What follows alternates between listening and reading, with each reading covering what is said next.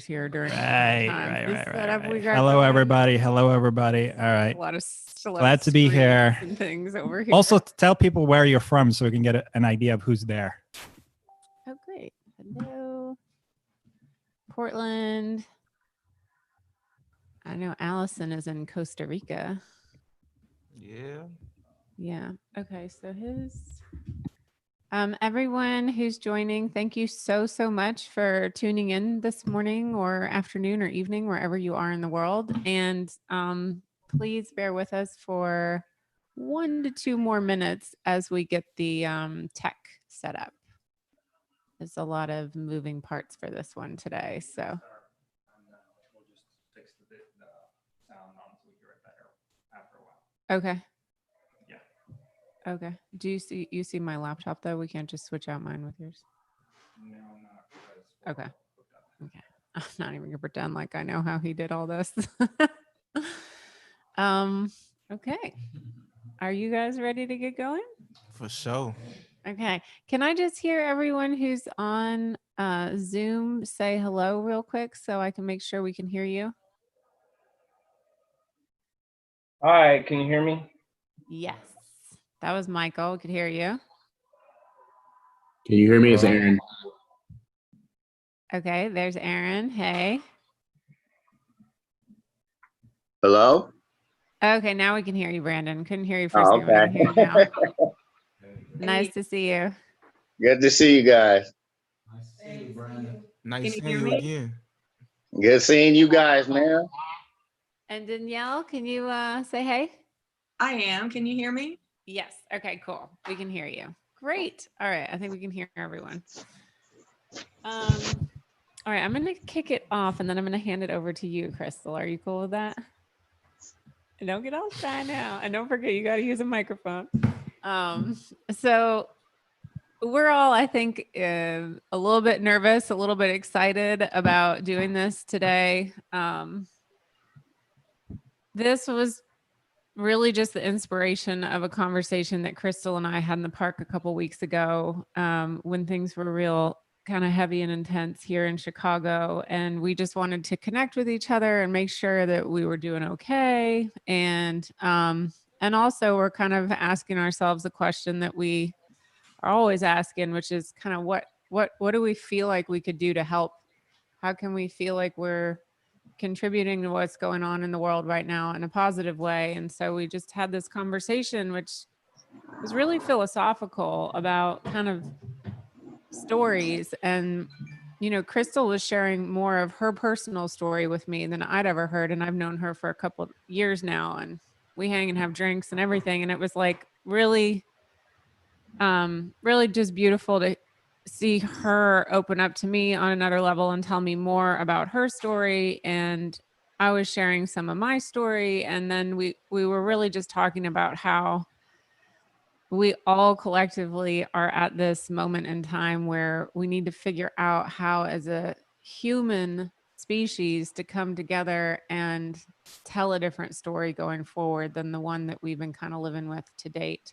So that was sort of what inspired us to do this. And we don't have an agenda. We don't have a desired outcome other than just we really felt strongly that there's something beautiful that happens when people come together and they share openly and vulnerably.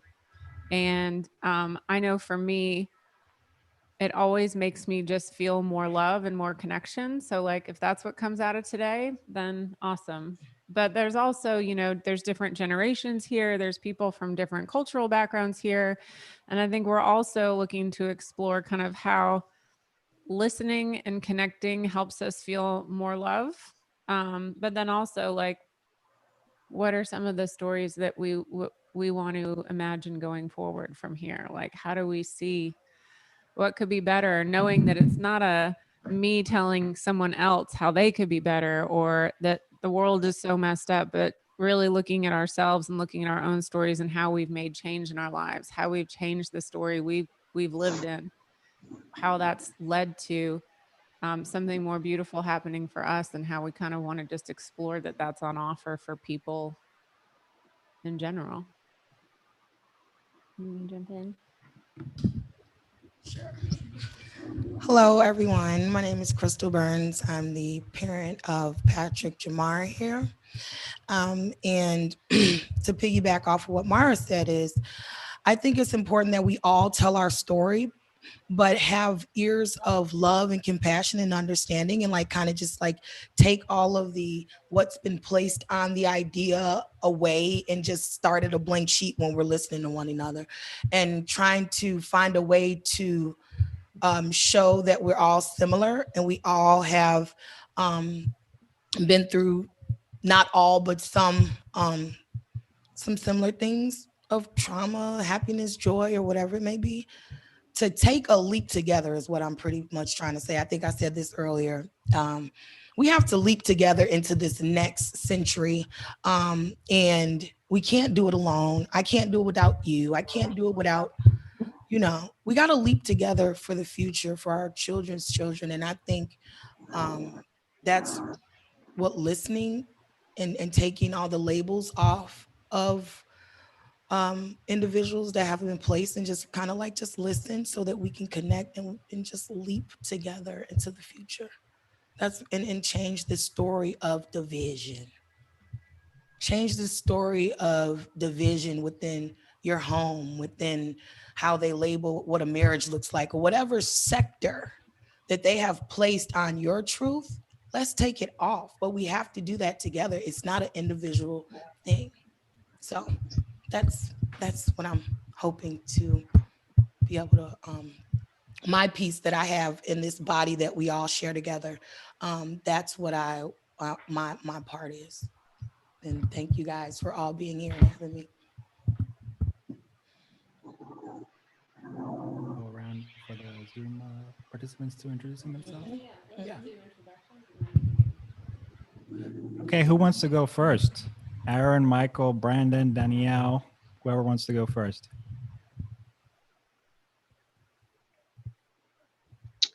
I'll go first. I don't mind. How y'all doing? Doing good. You guys can hear me?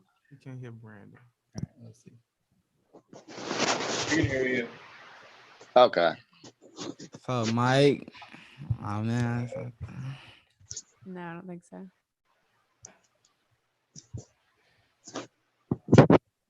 Brandon, are you talking? Well, can you hear me? Yes, He talk, I just can't hear him. Yeah. we can hear you. We hear you just fine, Brandon. Okay. Okay. So, Wait, sorry. It was our sound was messed up. We can hear you now. We couldn't before, but we can hear you now. Sorry about that. oh, okay. So, I believe I'm gonna start my story like this. I didn't know how to come at this today. I believe it was like a week or so ago that you guys had invited me to a different webinar that you guys just recently had, and I had declined. And at the time, I told Anna I kind of didn't really feel comfortable right now talking about everything that's going on.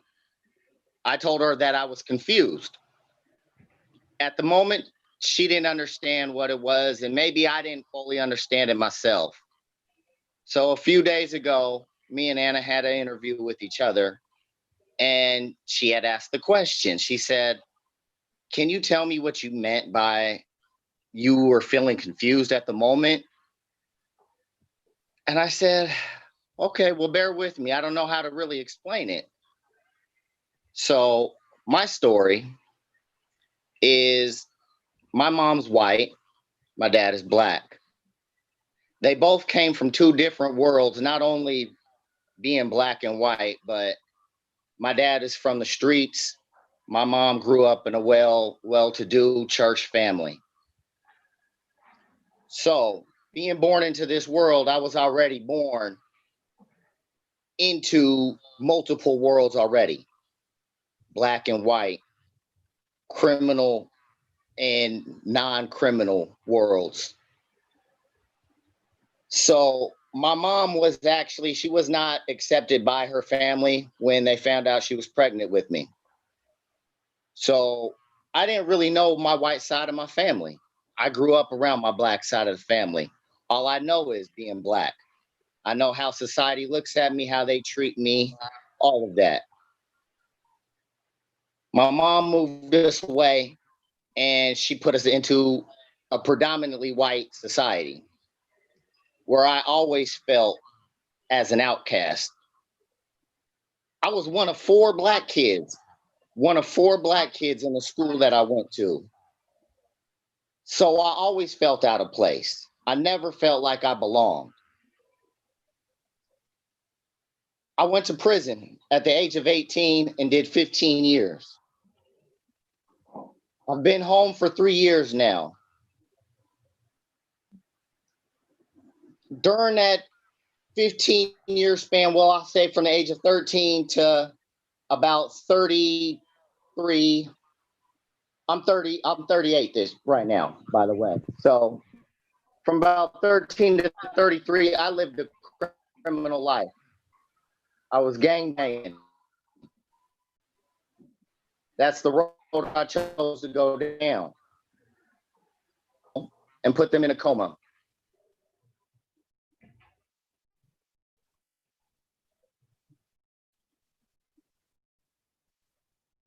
Following the cycle.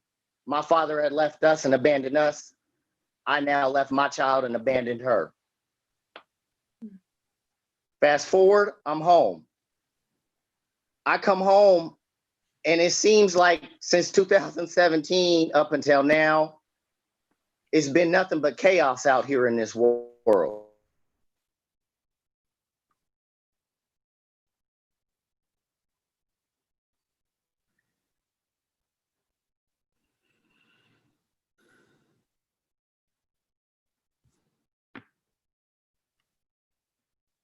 Family.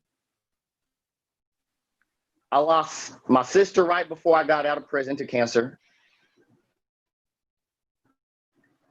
My girlfriend right now, she has cancer or had cancer. She's a survivor. And my mom has cancer and she's about to go. When I met Anna and started being part of the principals, that right there gave me a whole new outlook.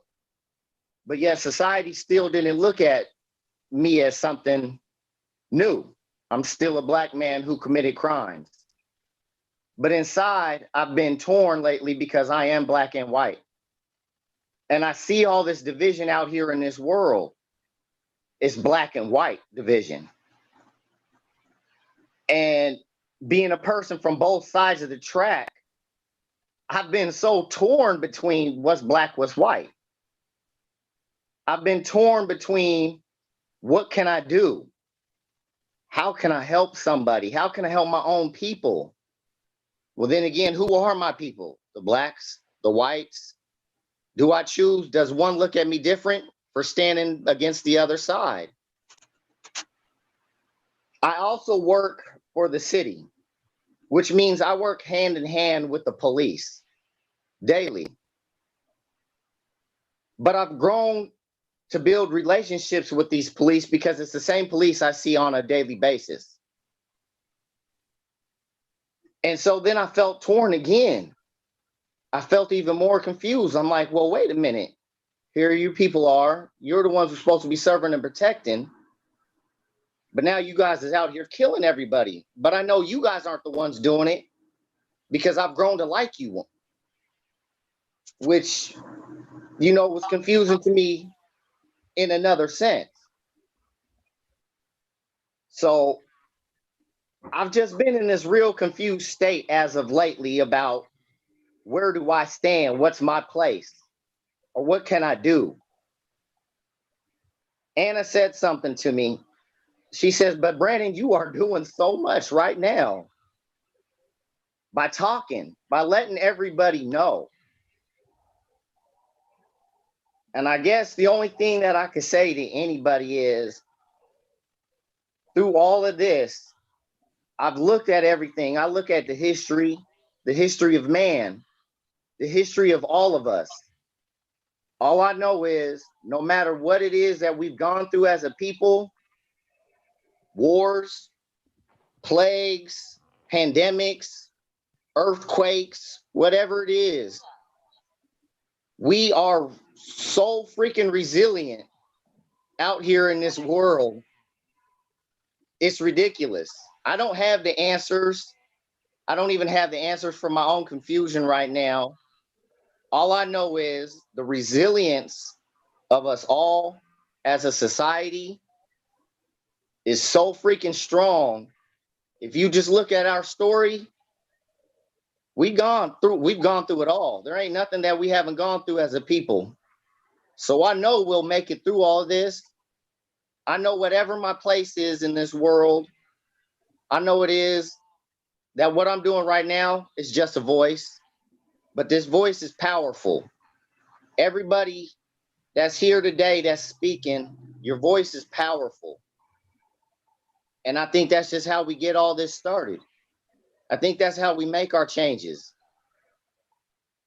I don't know if the world is supposed to be an unconfusing place, because I think it's confusing no matter what it is that we look at it. But I know we're going to make it through all of this. And that's my story right now.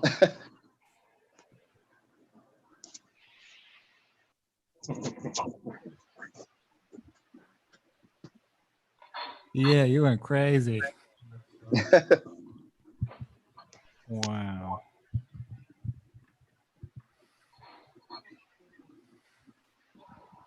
That was awesome. Thanks for sharing that, Brandon. Yeah, you're welcome. Thank you.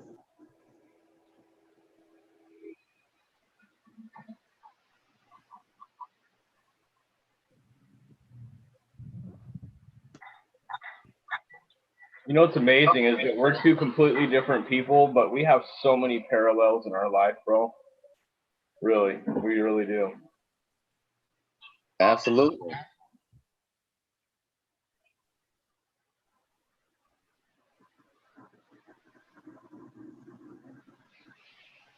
I don't think any of us are really different. I think we're all the same, really. Deep down inside, every last one of us, we're all the same, and we're all connected. And it's things like this, there's avenues like this that bring us all together. And it's even more powerful right now with everybody here.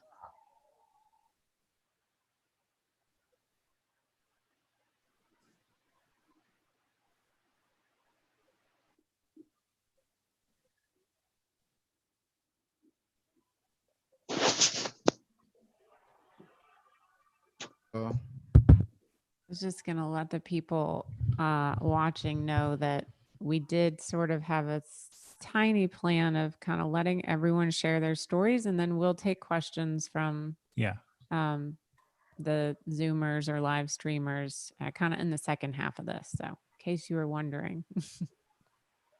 Who wants to go next? Yeah, that was amazing. That's definitely one of those where I feel like, who could possibly follow that? Crystal said, not me.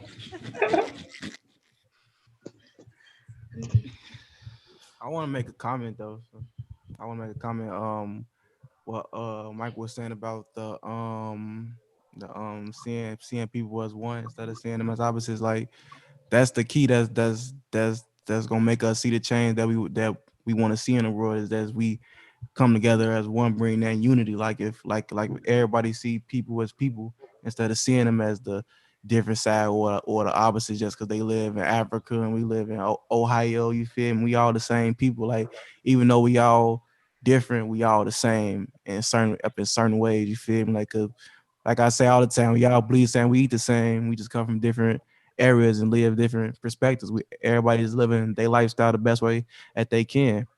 And once we see that, you feel me, we gonna notice like everybody got issues, everybody got flaws, everybody got some positives, everybody got some negatives. We all just human beings living lifestyle that we living right now. So I just feel like if everybody see that and just understand that like it is different perspective, but that's cool to have those different perspectives, because without different perspectives, we ain't really gonna get nowhere.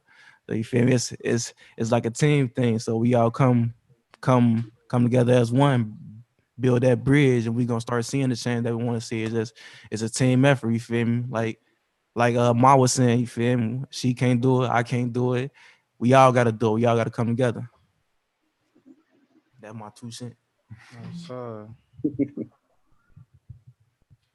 Yeah, I like that. I think that definitely is appropriate. That we, it's a collective effort that's going to be required for all of us to kind of transition thinking away from the way it is now and into a way in which we're all involved in the process of making the next generation of people better off than they are today.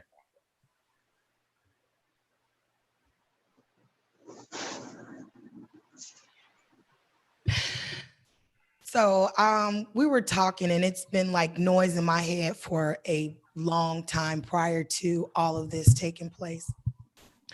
And like literally this morning, I had a aha moment with myself. So I struggle trying to really understand what cultural identity is. It's one of my strongest things because I see culture everywhere and I just didn't see it within myself. And if I did anything within my culture, it had a negative narrator attached to it, regardless of what it was or how I acted. Oh, you too loud, you being ghetto. Oh, you this, so you being, so anything that I would try to identify myself with when it came to cultural identity was always belittled. But anything that when I was being more what I would call socially accepted, when I'm acting white or more European, that makes my social class or me seem like I'm at an elevated rate. So now I'm trying to be white so I can be right. So I'm struggling with identity, thinking that I need cultural identity or some form of identity to be whole. And that's really not true. It's the uniqueness of me that is the identity. It's not the culture and the slogan and all that garbage that they put on there to say, if you Baptist, or if you this, or if you Black, or all these labels that we partake. And then we creatively, strategically divide it, right? Into now, this is what a cultural identity looks like for the European. This is what cultural identity looks like for the Blacks, Hispanics, so forth and so on. But we all have our own individual fingerprint. That means we are all different. And the only way that we can exist and be identified is through our uniqueness. That's my identity, my truth. What we're doing right now, that's our cultural identity. That's our identity. That's how we are viewed and seen. Not those labels and not the I don't want to say lies because they have become true, but those ideas that we have allowed to create our reality that aren't even real. Those abstract words like color, instead of using something concrete like one. So that's like something that can't be shifted. It is. It's the sum of all. So we know that to be true. But I don't look like this microphone. You guys don't look like that ceiling border up there. So that's really not true. So we had bought into an idea and we've been living in it and living in it and living in it for so long. But now we have the opportunity to really kind of change the story because that's not what we want. Well, there are going to be some that do, but that's not what I want for my children's children. And all that I'm saying is from my perspective, and this is my story. So Diana had said yesterday about living her truth, and it resonated with me. And that's where this birthed from. A conversation from someone that I didn't even meet with was able to give me closure on the situation that I've been struggling with all my life because I grew up in the suburbs. Back in the 80s, I left when I was like 18. So I experienced that flip-flop level of racism, always just feeling like I had to compete in any area. I had to compete. Then on the other side, it's like, who do I trust? You try to gain relationships. Some of your white friends, you can go in their house, and some of your white friends, you can't. But anybody's welcome to come in our house, And then you hear the noise in the community about, oh, don't trust this. You have to watch out for this, that, and the other. So those were planted seeds as well. So I was confused. I didn't know to trust my people or who to trust. And I was just feeling like he felt. But what I'm trying to state is it's okay to be different. Like that does not dictate who you are, where you're going, what life has to offer, because your resilience is your truth. That's your truth. And it's going to always see you through. No matter what situation you're going through, resiliency steps in because now you operating within your truth, what's your reality, what's your situation, what you're going through, and how you're going to have to come out of it. But right now, with all this going on, with all this noise in the world and with all this noise, this is not something that we can do on an individual level. We need each other right now. And we need to listen to each other right now. Love on each other right now. I love y'all. Anybody that's watching, know that I love you. You know, we have to forgive ourselves because we've all played a role in this. That's how it's lasted so long. Then just move forward, because my heart's heavy because I don't want my children's children, let alone to have to continue to live under this story. That it's not you that I'm in pain with. It's not, it's the story, because I love you. I love you. My sister-in-law, all my friends, other ethnic groups, I love y'all. It's this story I'm sick of. I'm sick of it.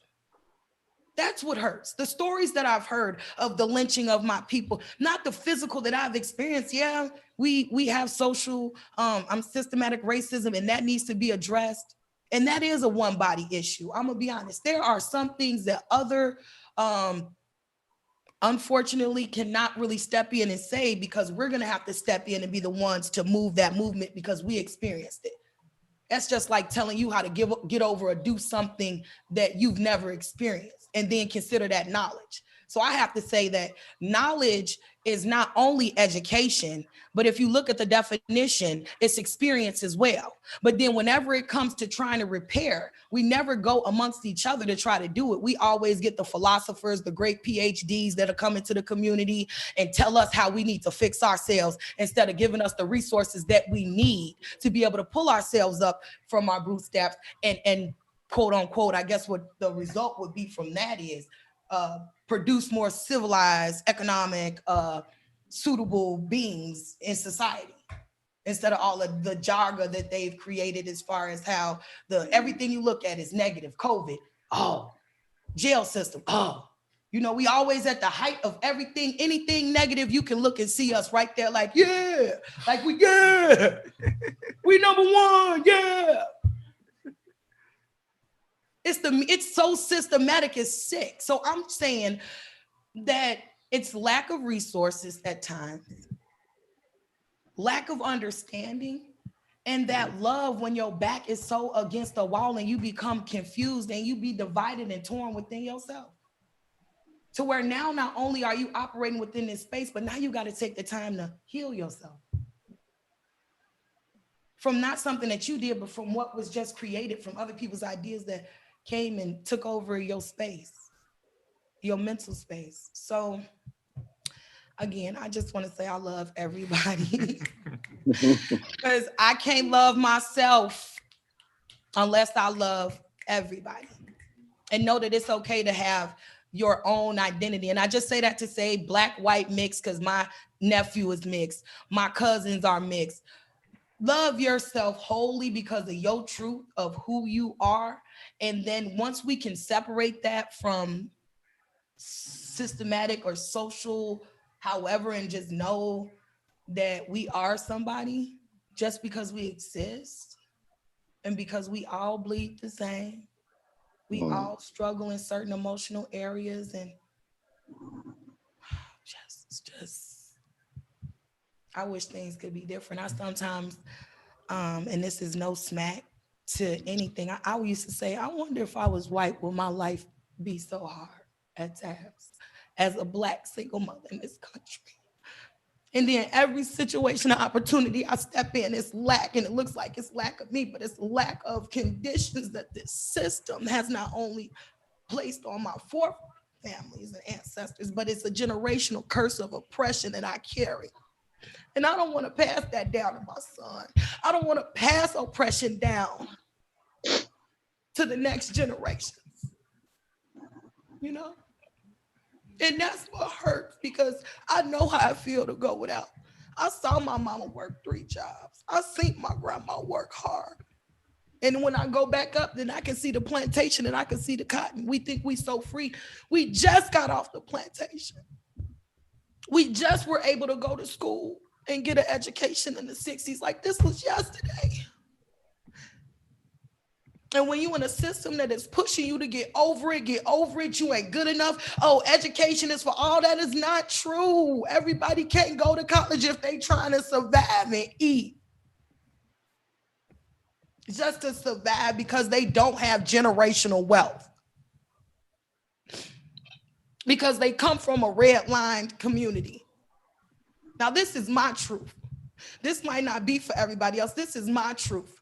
So my truth is, I don't want the next generation, and from my community which I live in, and their children as well, to have to go through this. We still begging for equal education, and it's 2020. It's still schools in our community that don't even have computers, and it's 2020.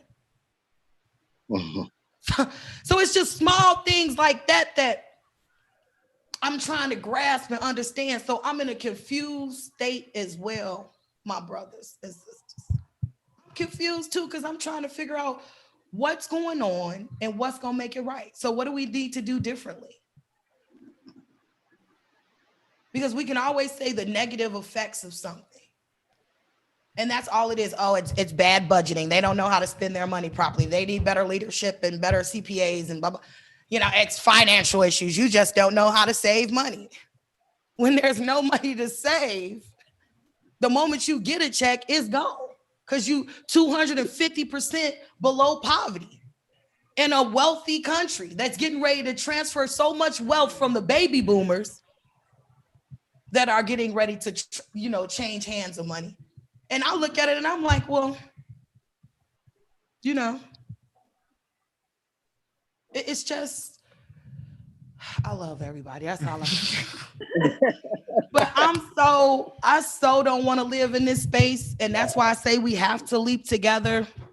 And by sharing our stories, we can do something, because I'm serious. Sometimes I can't even function in certain spaces, because instead of showing you how to get there, it's showing all of your inefficiencies. Like, I don't need you to tell me I'm inefficient. Like, I get it. Show me, and not at a minuscule level to where now you're demeaning me to say that you got to show me at this rate because I'm just that stupid, or ignorant. Sorry for using stupid, but this is language I use. That I'm just that, simple-minded, that you can't give me the information at a rate to where I can apply it to the now. Instead of, it's like putting the carrot, and how the little horse just keeps following the carrot. That's the same game that's being played in our communities. And I'm just asking, from a parental level, just stop. Stop with the carrot in front of the horse. Over it. When it comes to anything, especially us, because we do have some issues within our community, because we're a small group. How many African Americans are really in America?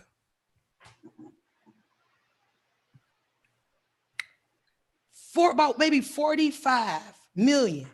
How many human beings are in America? Roughly about, let's say documented or undocumented. Let's just throw a number out, which is close to the number, 360 something million people. Right?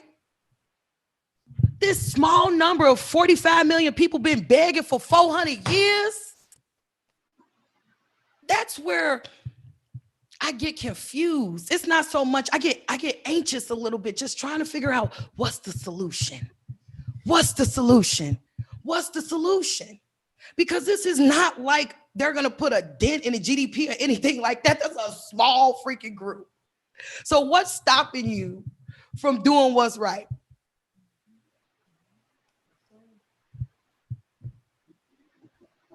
And right now, we have to now know that we're the smallest group that has been experiencing this for this long, and then forgive everybody. Because if somebody would have just had that little glimpse to say, hey, this is a small group of people, we could have detonated this bomb a long time ago. But instead, it's been a driving car. And now that it's bad leadership It took for a bad president, right? For everybody to hear and see, because now everybody woke, because not saying it like that, I ain't against print, but you know how the news has been portraying, I'm not into politics like that, but the news has been portraying this whole idea and crush in the future of America, you know, the shaming and all of this kind of stuff. But we've been saying this for 400 years. We've been saying this when we have the prisoner pipeline with our educational system. We've been saying this through so many areas why we're at an accelerated rate when it comes to anything that is against the norm. And it's never just, this is a small group of people. Small group that have been traumatized, straight mentally abused. So when they go into other situations and they think that's not normal behavior, but because they've been mentally abused for so long, it's natural. So you're gonna fumble. Yeah, you're gonna do things unconsciously and this, that, and the other, because you've been in an abusive relationship for 400 years. That's my story. I love y'all. Love you. Yes, sir.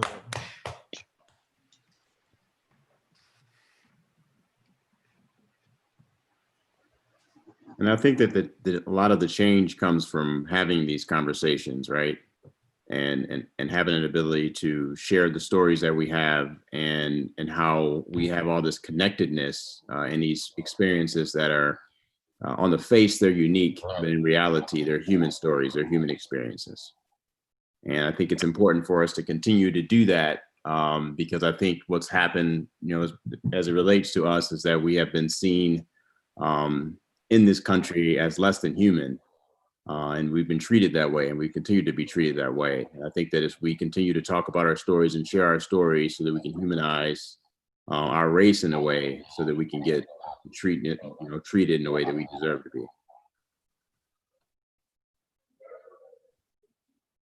I also feel like just doing this, like you were saying, like talking about it is really what we need to start doing, because like these type of conversations, what we from is like, don't be talking about that, or oh, you shouldn't be saying that in certain settings where it should be said. So I feel like once we normalize just this as being a normal conversation and not being racist or not being any type of labeling after we have this conversation, then we'll be able to grow, because after these type of conversations, we all get labeled as something. You get what I'm saying? Instead of us just being people that's trying to make a change. So yeah, and I think some way you're right. It's like it's putting it in a way in which people can feel comfortable, and there isn't all this fear associated with us being honest about what's been happening. yes, sir. And that's exactly what needs to happen, is that for people to understand that these are things that are happening, that have been happening for a long time, and they continue to happen until we can get to a place where we can actually feel like we can have this conversation without a lot of the energy associated with the negativity with it. Then I think we can move ourselves closer to a place of change as it relates to this. I think, and one thing that I definitely am noticing is that we are starting to have those conversations. Those conversations are starting to happen in our lifetime in a way that I have never seen before. So the fact that we are able to come together as a group of like-minded human beings, not necessarily of the same color, and we're finding comfort in the discomfort through this, through all of us opening up in our humanness and just being real. I mean, Crystal, in your story, there were so many similarities. And I just want to just give just everything that you said. So many Black women are walking around feeling and have not had a voice to speak. And I'm one of those women. I also was, you know, my name's Danielle. I live in Kentucky. I grew up in the rural part of Kentucky. And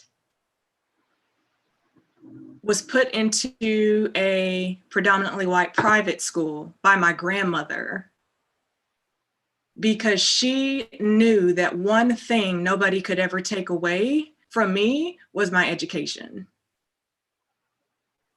And so that was the way that I found myself maneuvering through the system, was silently through accomplishments. Well, you can kind of blend in a little bit if you do it right. And I got that, and I noticed, because I grew up in a trailer park in Richmond, Kentucky, and I was embarrassed and ashamed of who I was around my peers. And we're playing games in the gym, but I can't even remember what's it called, where you have a farmer and he picks a wife and then he picks something else, and I can't even remember the song, knowing that I'd never get chosen. And that becoming part of my underlying unconscious story that I continued to walk with as I grew into a young woman. And around middle school, I remember I had a conversation with my mother, and she tells me to this day, I don't know who that came from because it sounded too grown for you to speak. And I said, I think I want to go to the public school, Mom. And she said, well, why? I said, because I want to be with people who are like me. And she agreed to that, and I switched over, and I found a community of people that I felt comfortable around. And I think that was when I started to see that I was okay. I started to then choose a different story, but I still had these underlying, you're really not good enough, and you need to be more like not Black in order to really feel good about yourself. That's how it looked to me. And I don't even remember when I started to see color until I noticed that I wanted to be somebody different than who I was. And so I started to do little things like jumping back to when I was younger. I remember people in my class were choosing colors or things that they wanted to, I'll have the yellow one, I'll have the blue one. And I started to change my preferences based on what I heard other people do because I thought that was better. So I lost my inner voice because I stopped listening to myself. And I think a lot of our community has lost their inner voice. And the thing I know now about my inner voice is that it's 100% true all the time. It is beyond human. And it's something we all are. And I missed out on that by thinking that I needed to fit in a certain way. So I needed to choose something different than what I heard on the inside. So that's kind of what my life continued to look like. And I remember waking up one day and realizing I didn't even know who I was. I didn't even know what I liked, what my preferences were. I had to re-identify with myself. I was a shell. I'm walking around like, oh yes, I'm Danielle. Here I am. Hello. Kind of like a robot. I was like a robot, literally. I felt like everything inside of me that is alive and creative and just limitless, like the part of me that I can see now guides me effortlessly, step by step, every single day. I was not tapped into that because of what something on the outside told me I should be. And I began to believe into those ideas. I began to buy into those ideas and beliefs as if they were true. And that is what our community of people are doing. We've lost sight of our oneness. We've lost sight of who we are. We need help holding the space for us to come back into our truths, because we don't need any handouts. We are far more than capable of doing everything we need to do to be successful. Once we can have the same opportunity to live in our truth and be unique in who we are and contribute to society. But we need to remember that. And there are people who are just now waking up to that, people who have not woken up to that yet, people who are already woken up to it. So we're in all different phases. So right now, the compassion for the human race is, I feel like, what's most necessary right now. I was listening to my husband talk, and I shared this story with a couple of you already. I was listening to my husband talk about the goings on as you know, and I wanted to know kind of where he was, because we were kind of distant. And I was like, now tell me, babe, what's going on, you know? And he spoke about his anger and his rage against being oppressed and held down in so many different situations throughout his life. Some involved people of color and some didn't. So it was a human condition. But when he spoke specifically to him stepping out in the world and sharing his gift, there are places that he goes that are very, very rural. So there are people who see him who may not have seen anyone who looks like him in a long time. They may not have seen anybody brown or black skin for, I mean, I don't know. This is what his truth looks like when he drives to work on a continual basis to support these people in doing what he does. And he works with a youth population, mainly young women, in cheer and gymnastics.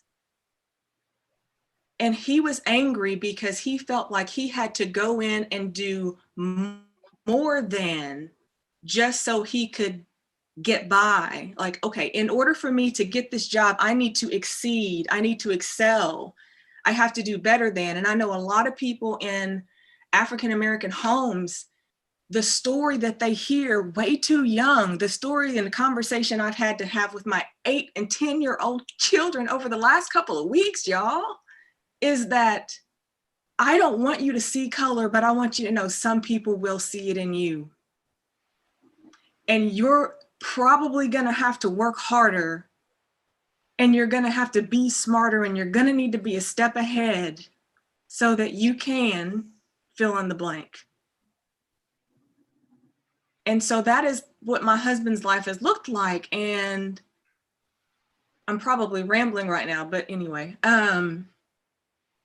as he was talking about his anger, you know, the one thing that I wanted to do was fix it for him. I wanted to show him what I understood about how life works, but that's not what he needed me to do. He just needed me to be there and listen and understand that he was angry, because that's where he is in this whole process. It's anger.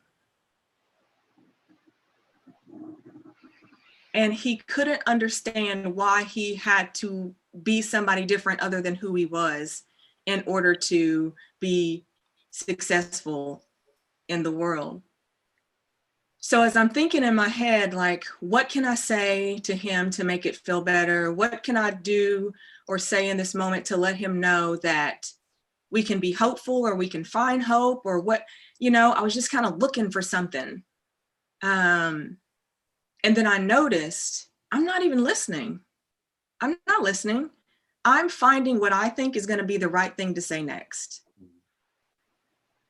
Doesn't that feel similar to what some people are doing right now? Let me figure out what to say next, because this uncomfortable pain and anger that's coming from these people just doesn't really feel good. That felt good. So I'm either going to approach it with humor, or I'm going to approach it saying, hey, this isn't the way we go about, well, that's not me saying this, but other, some people are approaching their resistance to seeing the reality of these beliefs and ideas that have been created into laws and systemic issues. They're, choosing to laugh about them or brush over them and not listen. And the container that you can hold for somebody who looks like me, who's African American right now, the container that you can hold for them just by listening, that creates such a powerful space, because so many of us don't feel heard. We've had to be really quiet in order to get by and to not ruffle feathers. So being heard is the first step, I think, for opening up to seeing something different than you may have seen before. It's gonna be challenging, and it's gonna be uncomfortable, and yeah, but that's not a lasting effect. None of those situations and feelings have ever hurt us to the point where we couldn't move forward from it. So when I chose to listen to my husband and create that container that I'm speaking of, because I know how it feels. I think everybody knows how it feels when you really feel heard and listened. I mean, it's just listened to. There's just a difference. Then what occurred to me to say was how hard he felt like he was working to fit into the system, but what it really looked like to me, and I even said this to him this morning because it came back up in my thoughts when I woke up, was I don't know anybody who has the opportunity to walk into all of these rural areas and work with these teenage women, young ladies, and teach them about how their mind is stopping them from doing something that they are more than capable of doing. And that's what you're doing every single day. And you have parents who are watching that impact. And when a parent wants to talk to their child and they're in their teenage years, I know, you get blocked out. Sometimes you have these ladies, I was one too, when I'm 16 and 17, I was like, oh, I'm going to figure this out for myself, right? Like, I'm not going to tell mom. It just didn't feel like, she needed to, it just didn't feel like something she would understand. So I would go talk to somebody that I knew, that I trusted. These young women trust him. They don't see anything outside of that. So he is their life coach. And so the effects that I see year after year, young lady after young lady, it's eternal. I mean, it's infinite, because what are they going to do with it? Then they go out with the full heart from someone who, learning a lesson that helped them in life. And what they go out and do with it is changing the world, one human at a time. So I think what I have done through understanding how life works is woken up to that truth of who I am. Waking up to that and seeing that is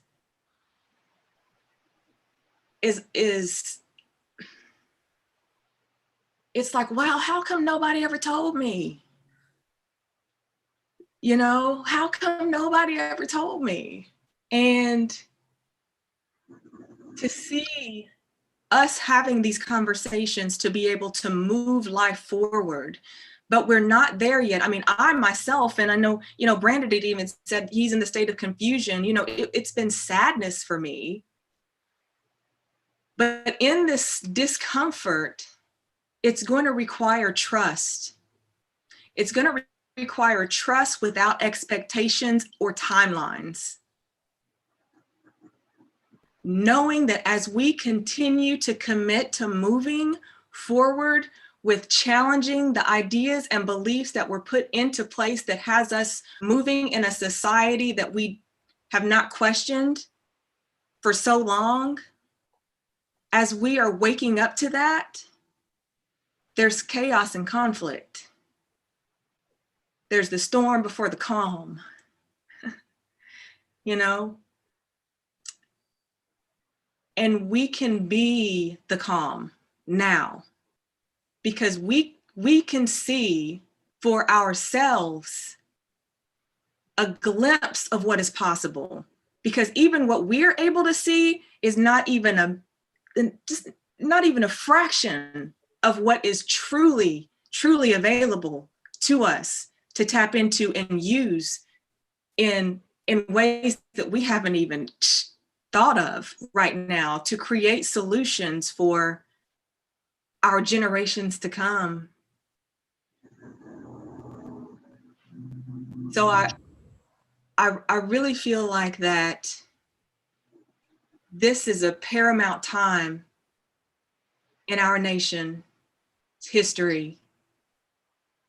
We've got a lot of eyes on us, and we can have our eyes fixed onto what we know to be true. And we move from there, one step at a time. Whatever that looks like, in your circle, in your community, in your faith, in your job, in your family. That is how we change the world. In my eyes, that's what the story is looking like to me in this moment. So, Crystal, thank you for bringing up all of that in me.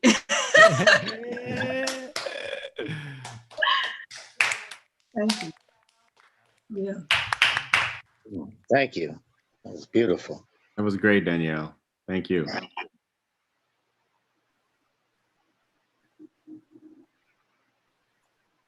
And I think one of the things too within it, like Danielle, and what you're saying is like being willing to do it for the future. My granddad would talk about you have to be willing to live your life for future use. You have to be willing to live in moments for future use. And you have to be willing to sacrifice what it is that you're doing in your life for future use. And so if you approach each moment in your life that you're in to the best of your ability, regardless of the moment and what the moment is calling for you, what you're doing is putting that position, you're positioning yourself to be the best for a future version of you in the future, right?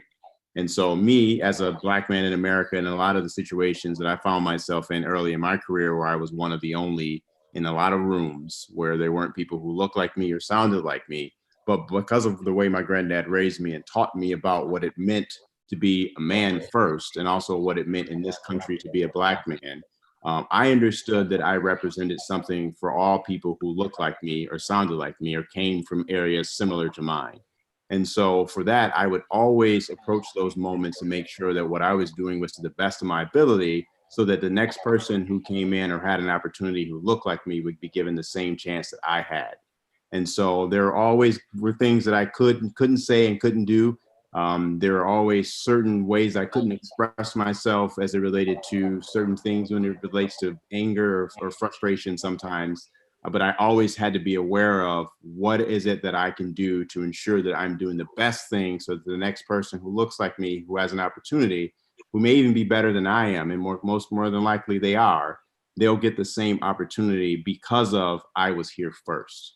And so what we also have to be willing to do is to pave the way for the future. And everything that we're doing now is paving the way for the future. And there will be many things that we do that we're starting today that we won't see the benefit, or we won't reap the benefits of. But it's important that everything that we do here, that we're sacrificing and we're being willing to give in a way that best positions the world to be able to take our messaging and take what we're doing in our stories and our fight on for the future. And so I think that it starts here. It starts with these conversations. It starts with being honest. It starts with us not being fearful of what we're saying today and being willing to share what it is that we've been through. so that we can also have the kind of lives where whatever has happened in the past is just there, right? So we can live in the moment and live our futures.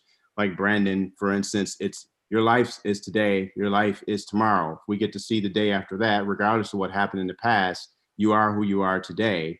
And you take that to the best of your ability and you make the best of that within the future. And I think that this is kind of where we're at and what we're working towards. And I think if we continue doing this, and we're getting, I think, a bigger platform with what's happening in America today, and I'm very hopeful with where things are within the climate today, that now our voices will actually be heard, and that people are actually having, because we're kind of forced into a situation where people now have to pay attention.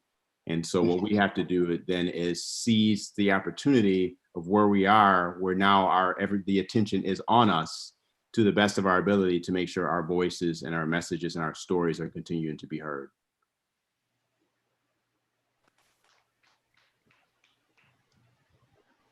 Mm.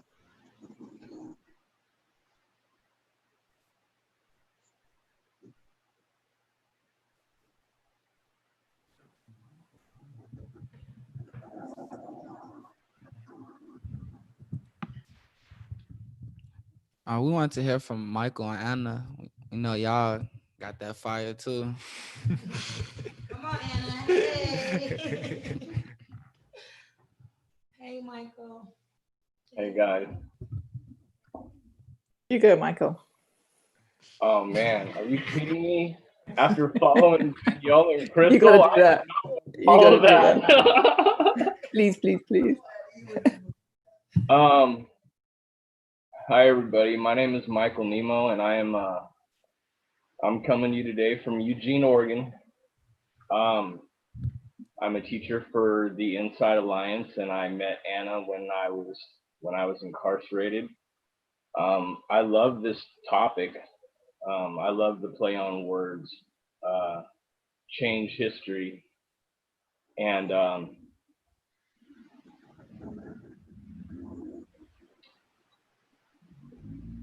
you know, I found so many parallels, you know, with Brandon, listening to Brandon talk, and then listening to Danielle talk, and it's amazing to me, like how many similar experiences that we have all had as part of being African American people in the United States, and it's really kind of profound. So let me just tell you a little bit of my story. I just celebrated my 50th birthday. I've spent 20 years of my life incarcerated in a maximum security prison. I was just released about 6 months ago. And so since I've been out, I basically come right out into this, whole pandemic and, this whole abuse of the legal system. And it's just been a lot. It's been a lot. And okay, so let me just back up a little bit. I grew up down in Northern California, and I was raised, I was adopted. I come from a foster home. I was placed into a black family. My mother is white. She's Italian, and my father was black. And so, like Brandon, when my mom was pregnant with me, there was she got a lot of flack for that. They thought that she should have aborted and all this other stuff, and she didn't. But I ended up getting put up for adoption and went into a black family, and I was raised Pentecostal. I was raised fundamentally, in a fundamentally Christian home. My parents as well, like Danielle, they placed me into a private school. Mine was a Christian school. I studied under what was called ACE, which is Accelerated Christian Education. I spent 6 years in that school, and you know, that's where a lot of my foundation started to come. I grew up in a predominantly white town. It was really just kind of a county. It was kind of out in the backwoods there, and so I always knew that I was different. And you know, that was a little bit hard. And you know, growing up, you know, I found myself always trying to make changes and trying to find my place and how I fit into the world in the larger scheme of things, and really just trying to belong. And it was really difficult.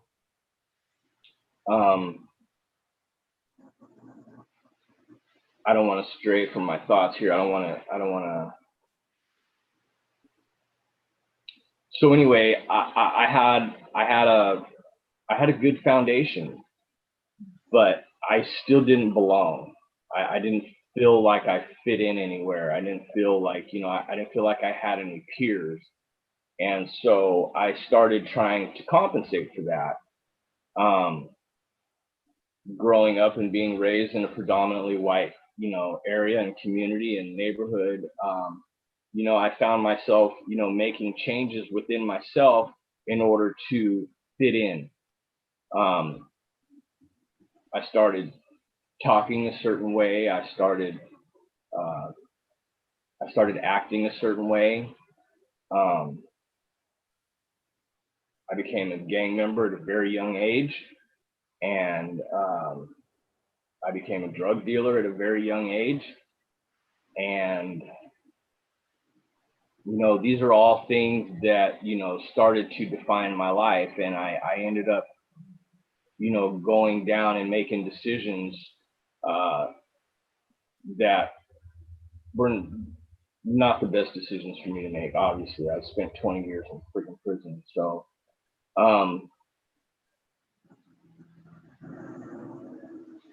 you know, I could sit here and just, you know, tell you story after story after story about, you know, how messed up and how violent and how chaotic my life was. And I don't want to do that. What I want to do is I want to tell you about how I changed my story.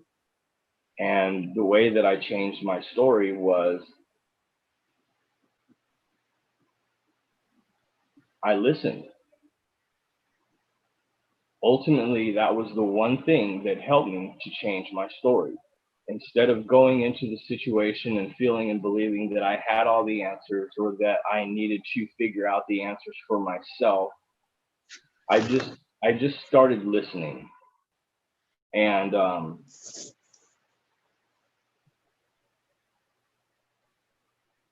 I got moved over to Columbia River Correctional Facility, and that's where I met Anna and the Inside Alliance. And you know, I was in a space where I was really trying to you know, do things to, you know, change the way that I viewed and looked at the world. This last, you know, this prison sentence that I just did,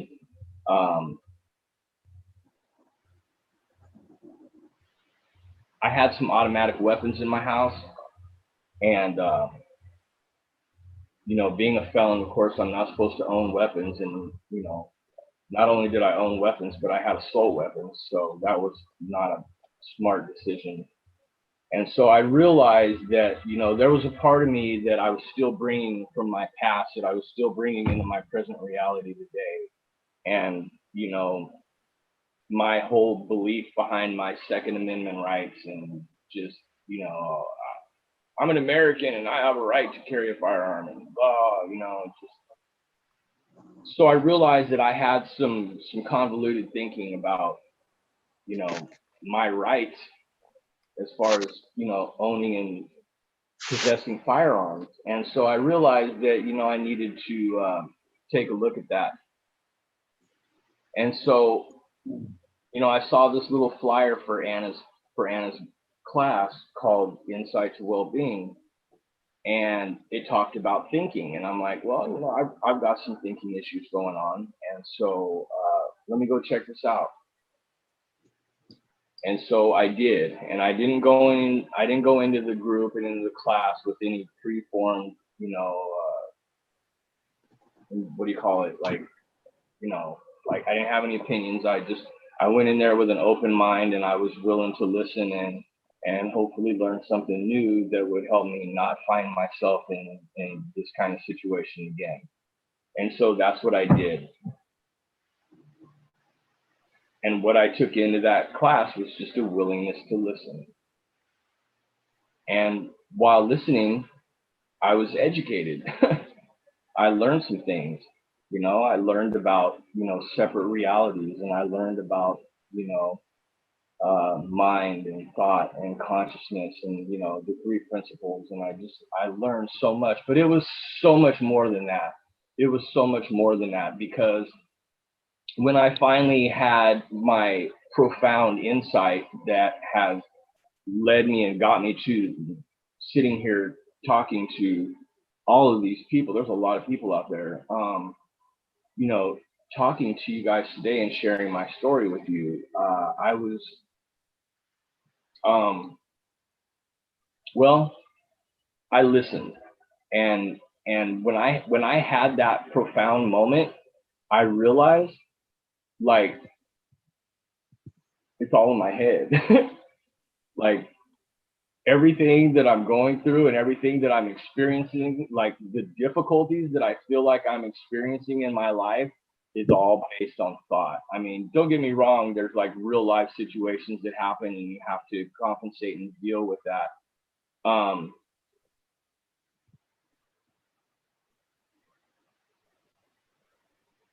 Sorry, I kind of lost that train of thought right there. But anyway, man, I've got so many hundreds of things going through my head right now.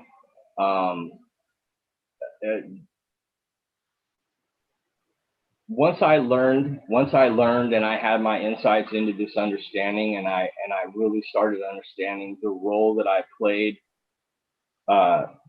in my thinking, it gave me a lot of clarity. And, you know, what I've learned in my experience is, like, I don't look at the world and I don't see the world the same way that I used to see it, based on the understanding that I have now of how my mind works. I realized that my experience is coming from the inside out. And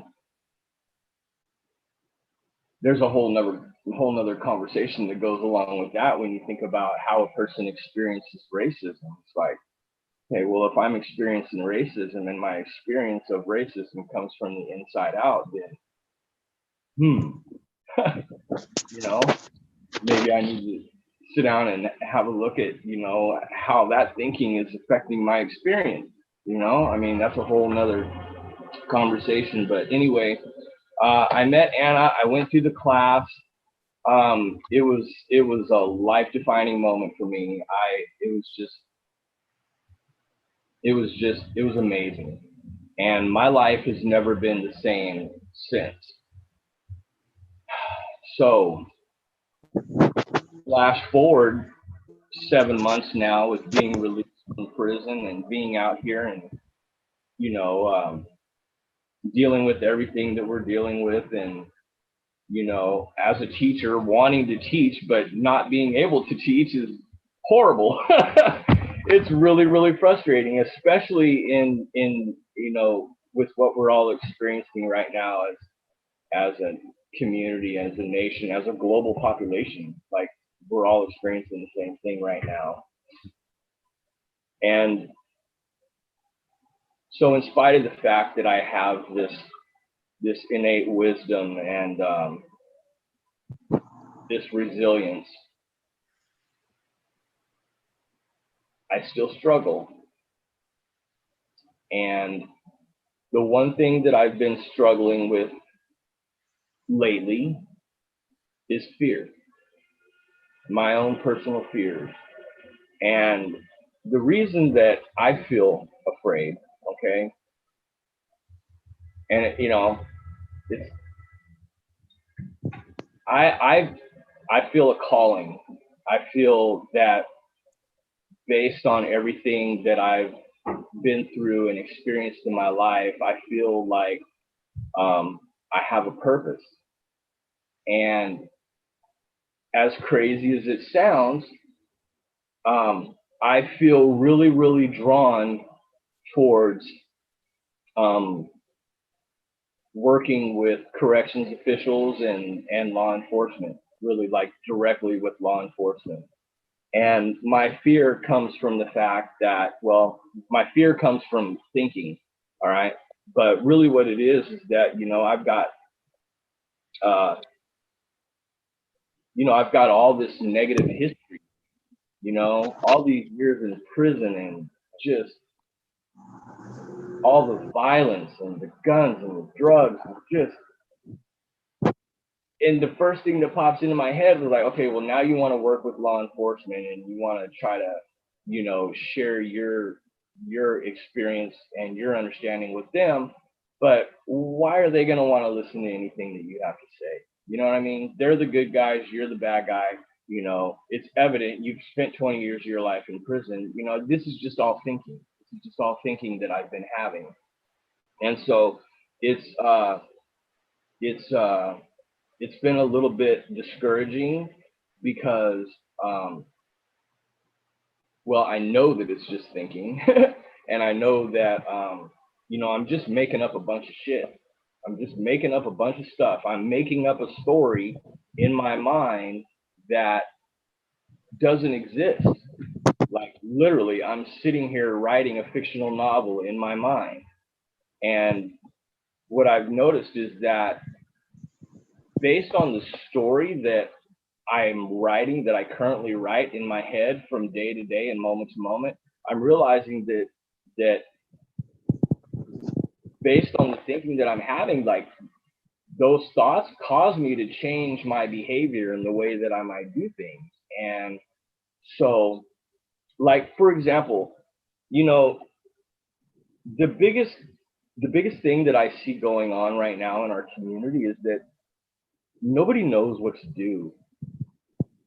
I mean, this is such an important conversation that we're having right now, and we're at such a pivotal point and in our evolution as a species. I mean, it's such a critical point, and nobody knows what to do. It's like we don't know what to say. We don't know who to talk to. We don't know what kind of laws need to be implemented. We just don't know. And for me personally, when I think about, okay, well, like, what could I do? Like, how can I participate? How can I make a difference? How can I use everything that I've learned and everything that I know about the three principles and my understanding and separate realities, and that, my experience of life comes from the inside. Like, how can I use all of this stuff to promote change? And then, then that's when the fear kind of kicks in, and I feel like I don't really have, not that I don't have anything to say, but that I just have thinking around the fact that I don't think anybody's going to want to listen to what I have to say because of my past experience and, everything that I've been through in my life. And the problem that I'm finding is that in and of itself, that fear is what's stopping me from being proactive. In other words, I feel like I feel like I'm spending so much time sitting there thinking about what can I do, and then the fear pops up. So then once the fear pops up, then I'm like, okay, well, I don't know. I just need to think about it some more. And then, you spend all this time thinking, and I'm basically just spinning my wheels because I don't know what to do, and I don't know where to start, and I don't know where to begin. And I guess the one insight that I've had into all of this is that it's just fear. And so that's just kind of something that I'm going through and experiencing right now. I'm trying to make adjustments with that and, try to, get fear out of the equation. This is just a time where I believe it's going to require bold action. We're at a point to where people are going to have to step outside of their comfort zones, and they're going to have to do things, and they're going to have to do things that they're not normally used to doing. What is that saying? It just popped in my head. If you continue to do what you did, you'll continue to get what you got. And that's kind of where we're at as a society right now. If we continue to do things the way that we're doing things, then we're going to continue to get exactly what we got, which is chaos. And so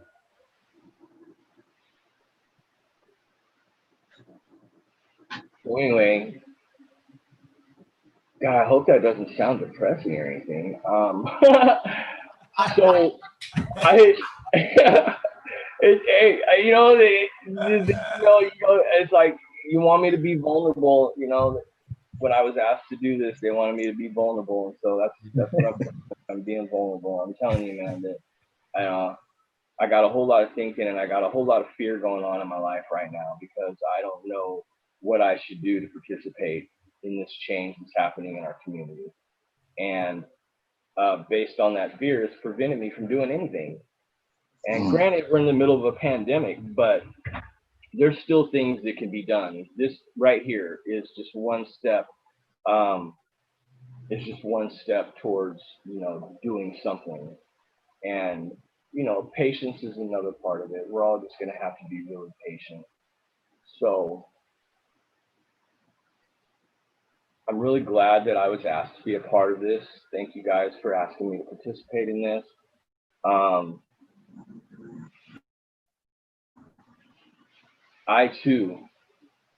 You know, everybody on this panel, everybody out there listening, please pass this message on to every single person that you know. Michael Nemo doesn't know you, but I love you. And I care about you as a human being. And I want nothing but the best for each and every one of you out there. I want the best for myself and my children. These ladies, it was like the things that you ladies said was just profound. I mean, you know, you ladies, you know, you women, you were like the creators of us.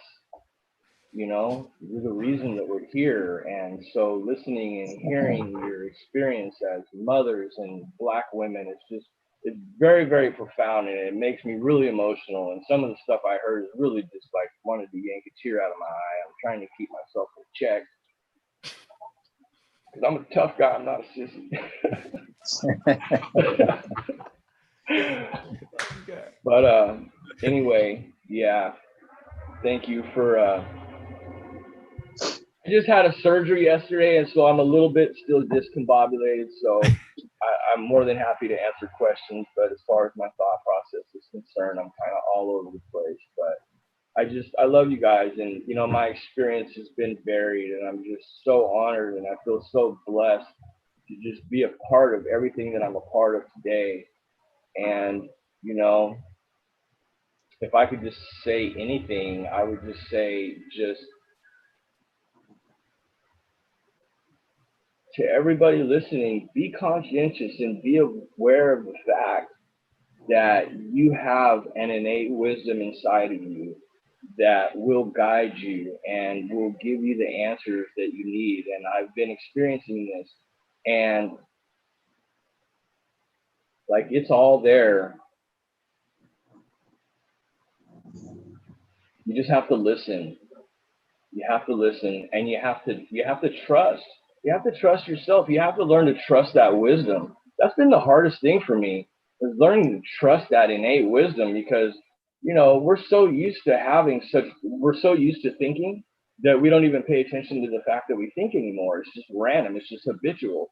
And so we don't even really pay attention to what we're thinking about until sometimes we realize, like, holy crap, man, I've been sitting here thinking about this and dwelling on it.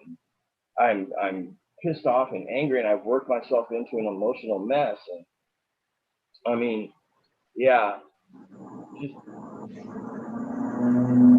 I don't know. I'm just gonna stop rambling, but feel free to ask any questions. I'd love to answer questions. But I love you guys. Thank you, Martin, Eric, for asking me to be a part of this. Thank you, Anna and the Inside Alliance. I'm so glad to be a part of that organization. Thank you. Yeah. That's the business. Right. Love, Mike. Is it my turn?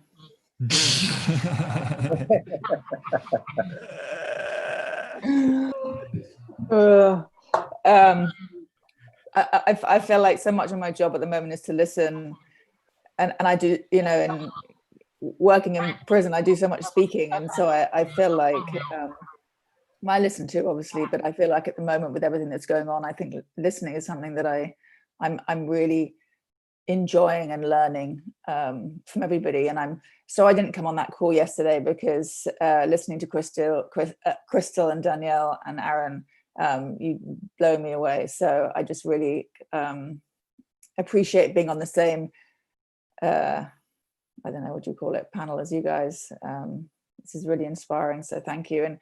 And you know, being a white woman, so many, like when Danielle, you were talking about spending so many years not listening to that inner voice and actually kind of going along with what other people say because you don't trust yourself. Like I spent so long doing that, and it's like I can relate just as a human to not trusting myself and growing up and not.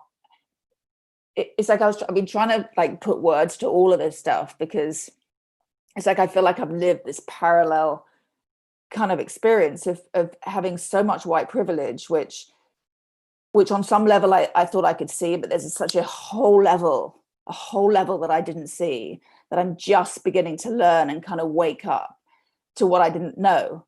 And I thought, you know, I thought I knew something, but I don't know nothing. And so it's like humbling, and I kind of feel like I'm, you know, like it makes me want to cry like most of the time, which I'm tough too, and I don't want to do that here. Just kidding. And I want to listen.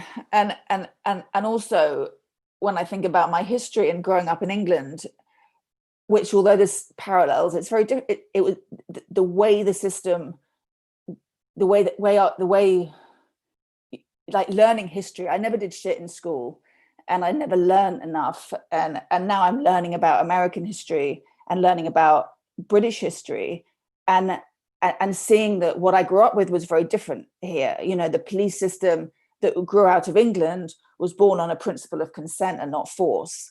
The police system here was, you know, slave patrol, and it was created to inflict force. And so what this country is built on, and what we see repeatedly is like this wound that gets opened and opened and opened, because you see this the community of people that are meant to take care of you aren't doing their job, and in fact they're making everything so much worse. And I see that working in prisons because I'm steeped in stories all the time. So I feel it's part of now the fabric of who I am, and I've been doing this for several years. But then I know nothing at the same time, because it was like I was trying to think of a parallel. It's like when I was in my 20s and I was working in drug addiction while I was still an addict. So I was living this parallel life, like I'm showing up to work and I'm doing all this stuff, which is helping people. But at the same time, I'm still using the drugs that keep me trapped.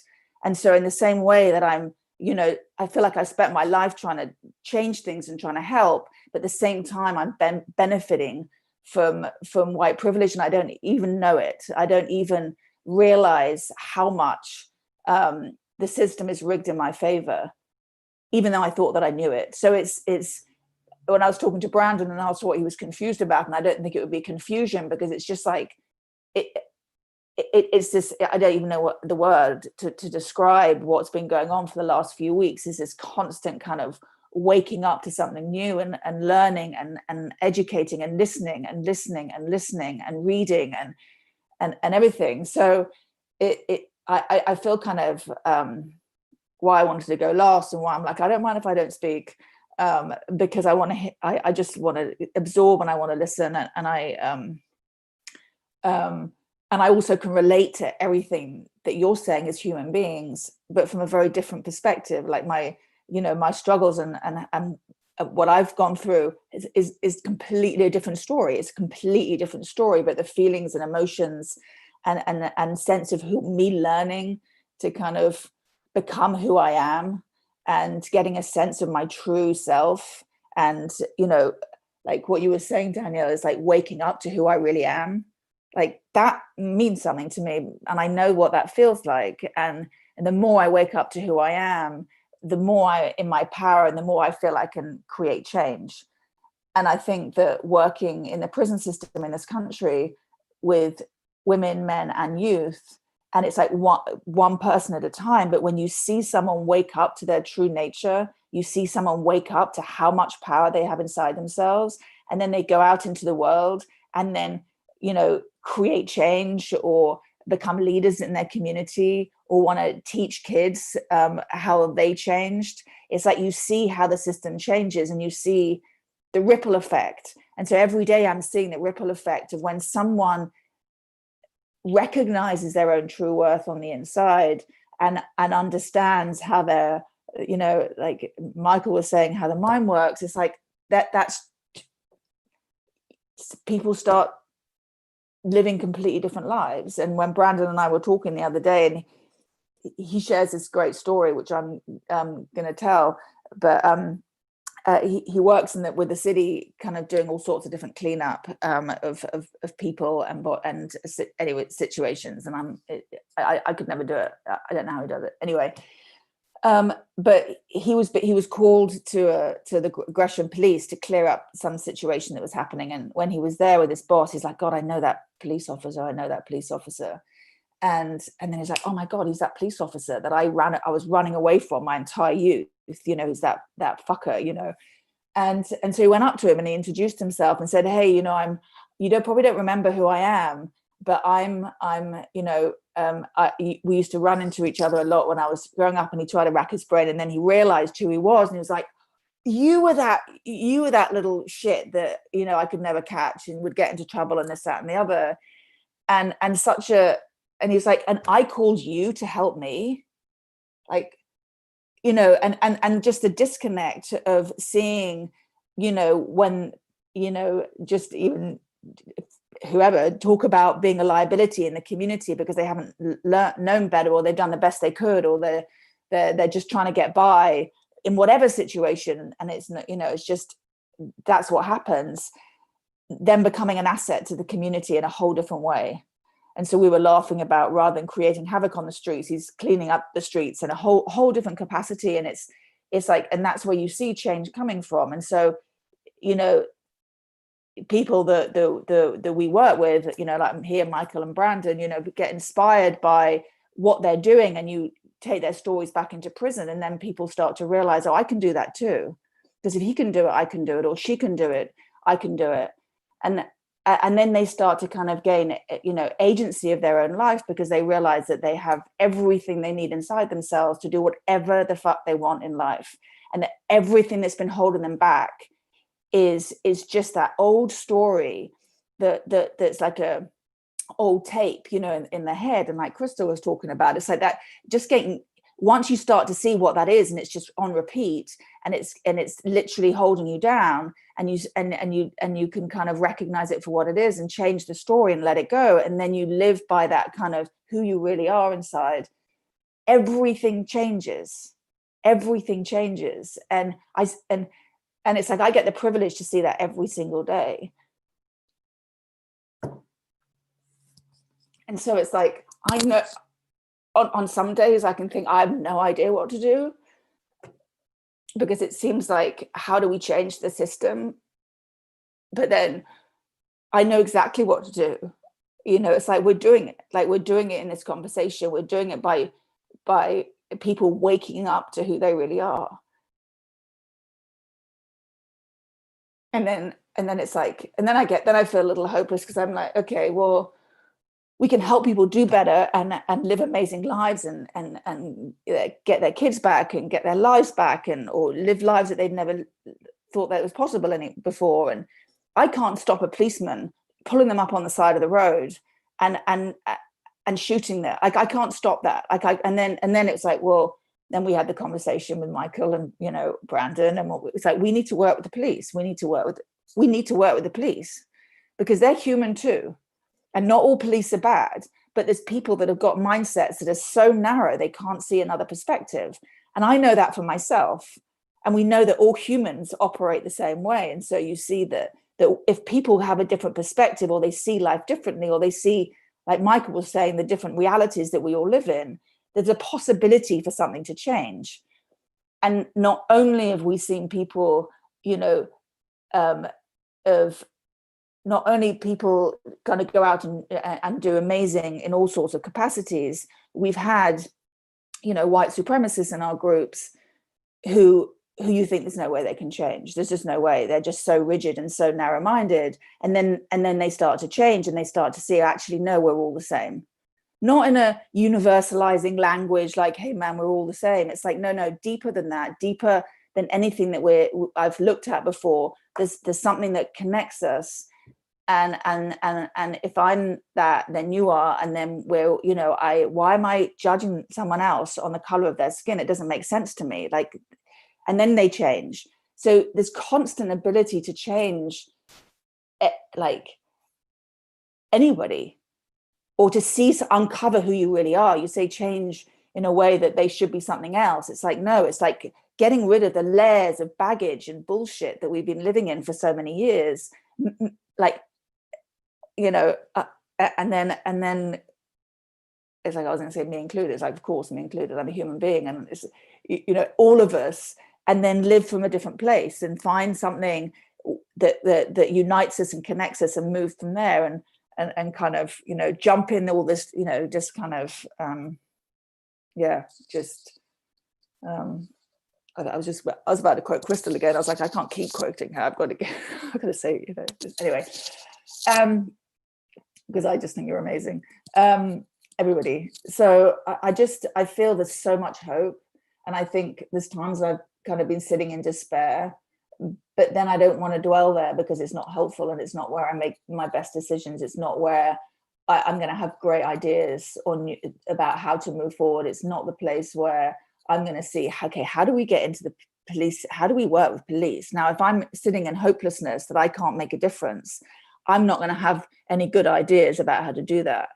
And so it doesn't do anything for me to sit in my pity, or like, oh my God, I'm a piece of shit because I grew up, you know, not seeing my white privilege, like, and flogging myself to death forever. Like, I can do that some, but then I need to get up and actually kind of, you know, be the change I want to see in the world, and keep moving forward, and listening to people that I need to listen to, and continuing to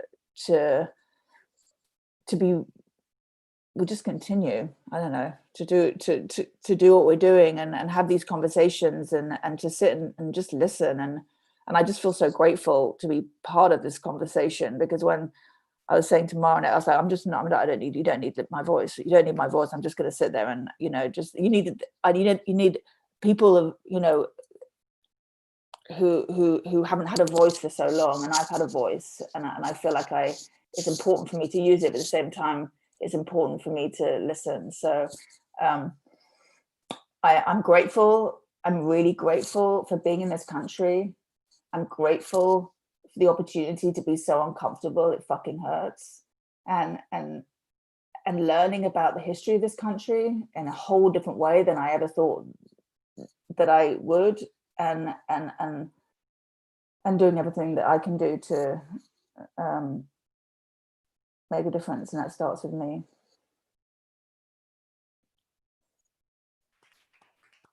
Thank you.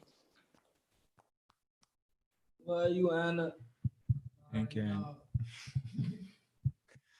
Anna. I know we got a couple of requests. We might do a small 5-minute break now. So we're going to do a 5-minute break. People can stretch their legs, get a snack, get a coffee, do whatever. And then we can continue taking maybe questions and keeping the conversation flowing after that. And hear from these young fellas over here. All right. See you guys in 5 minutes.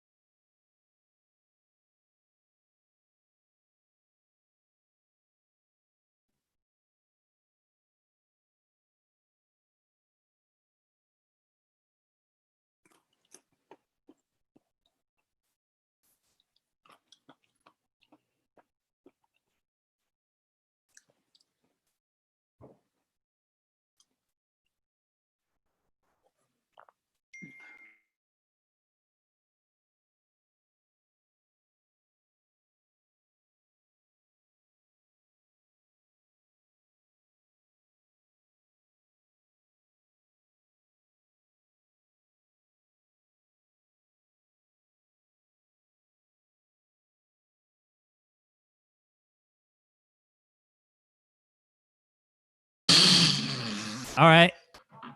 I think we're back. We missed the punchline. Sorry, just when Dejan starts laughing, I wonder what he was talking about.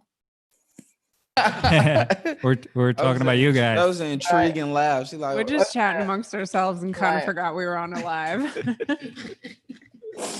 We only heard the laugh. Yeah. All right. Okay. Dejan or Patrick, do y'all want to tell your story before we go into? Or make comments or share anything? I got a couple comments that I've been waiting to say, but I will wait my turn, you know. But before I start off, I wanted to give a big shout out to Miss Shorts.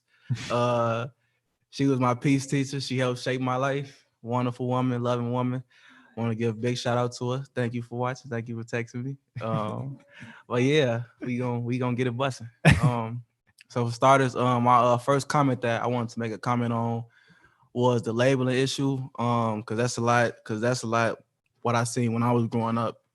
I could really do a lot of things that I like doing, you know, because it was like since I was this color and I came from Chicago, I couldn't do outside of my color things in a way, and that shaped my mindset. You feel me? I was like up in the shell for a little minute. Like I always did what I wanted to do, but I did it like aligned with what everybody else was doing in a way. Because it was like I didn't want to be the outcast, or I didn't want to be the person that was weird or the opposite. So I just kept to myself a little bit, but did what, like when I went outside with my friends, I would do what they would do because I didn't want to feel different.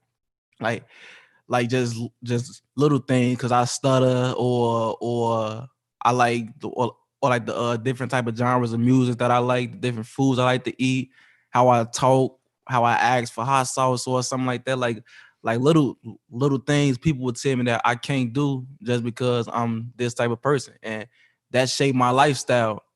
But like it's like when I understood that I'm not put to one label, I can be whatever I want to be. That's when I started being whatever I wanted to be in a way. I started blasting my music outside. I started eating pancakes. I started asking for hot sauce at dinner tables. I started doing all those little things that made me and that made me happy. You feel me? And that's what I want everybody like to see, because basically that's what Mom was saying. Like, we all unique. We all that's what makes us. Our uniqueness in a way. That's what's gonna bring us to our what's the word that to our greater self. Because it's like once you be yourself, it's gonna unlock different levels. You feel me? Because true gonna set you free. My granny always told me that. I never listened, but now I am. But man, my granny always told me that truth will set you free. Like if you just be yourself, it's like a game. If you be yourself, play it how you play, you're gonna unlock different levels that's gonna bring you closer and closer to your greater self. And that was my 2 cents up on that one. And then my boy Michael said something about what's the word that I'm looking for? Like purpose. That's what I ain't have either. I saw 2 different purposes up in life because I was growing up in Chicago. So all I say was violence and sports in rap. Them the only routes that I seen that my people could have made it was rap, on the block, gang banging, or you playing sports. And I was like a mixture of all of them. I did a little rap. I ain't the best though, but you know, I did a little things every here and then just to broaden my horizon in a way. But when I seen like I can become more than what the system had planned, like I can't go against what's normal. I can't go against all those stereotypes that I supposed to be this, I supposed to be that. I can't go against that. That opened my mindset to all these new and better possibilities. Because it's like 4 years ago, I wouldn't think I'd be sitting right here. I think I'd be up on the block. Like my whole mindset was is like, if I ain't graduate high school, if I ain't get like a 4-year basketball scholarship, my whole plan was to go get a 9 to 5, be up on the block every day. That was my mindset, because that's all I seen. But when like this wonderful woman right here, Mara, opened my mindset up to all these new things. She challenged me. She really challenged me, and it's like I'm happy that she did, because I see things up in a broader perspective now. I know that like I can't create my own route to success in a way. I I don't gotta follow this one plan. I can shift over here a little bit. I can come over here a little bit. I can do all those different things that I want to do. I don't gotta stick to what's simple or to what's normal. I can create all these different and better possibilities in my lifestyle that's gonna push me forward to the person that I need to be in life. And that's what I want to show people too. Like, cause up in my neighborhood, it's not like I'm a lot of hope for a better future. Them them people, I don't want to say them people, but my friends, they don't feel like that they got a purpose in life. So they just do what they want to do. They don't feel like they got a purpose. They don't feel like that they can be more than what the streets got planned for them. They don't feel like that they can come from under that. And I want to show people that, like, with the elevation of your own mindset, you can do those things that you want to do. Cause like, it's that saying, whatever you put your mind to, you're going to be able to do it. You feel me? If you tell yourself, I can come from under this, you're going to start to create ways to come from under it. But if you keep telling yourself, like, the outside world is this, and I can't do it because of this, I need this and this, that's a lie. You know, I was telling myself that I got to wait to be peaceful. I got to wait to somebody with a PhD, somebody with a college degree to come tell me how to do it. I ain't know that I can do it by myself. And once I understood that I can do it by myself, I started doing it. I started telling myself that I can do it. And once I started doing that, all these different possibilities came into my head, like, oh, I can do this, I can do that, I can do this and do that. And then that's what I started spreading out to everybody. Like, I just feel like everybody should live a lifestyle that they want to live, no matter what circumstance that you came from, no matter cars that you was dealt with, city that you from, hood you from. With elevation of your own mindset, you feel me? Anything is possible. Anything is possible. You can bring the sun down to earth without everybody dying if you want to. You know, it's a lot of different possibilities that we can do just with the elevation of our own mindset. And that's what I see. That's why I strive every day to learn new things, to get different perspectives, just to do different things so I can learn everything that I can learn. And yeah, and that was my judgment piece. I mean, that was my what's the word that I said? 2 cents. That was my 2 cents. that was my 2 cents. That was my 2 cents. Well, that was great. I appreciate that, John. That was really good. For sure.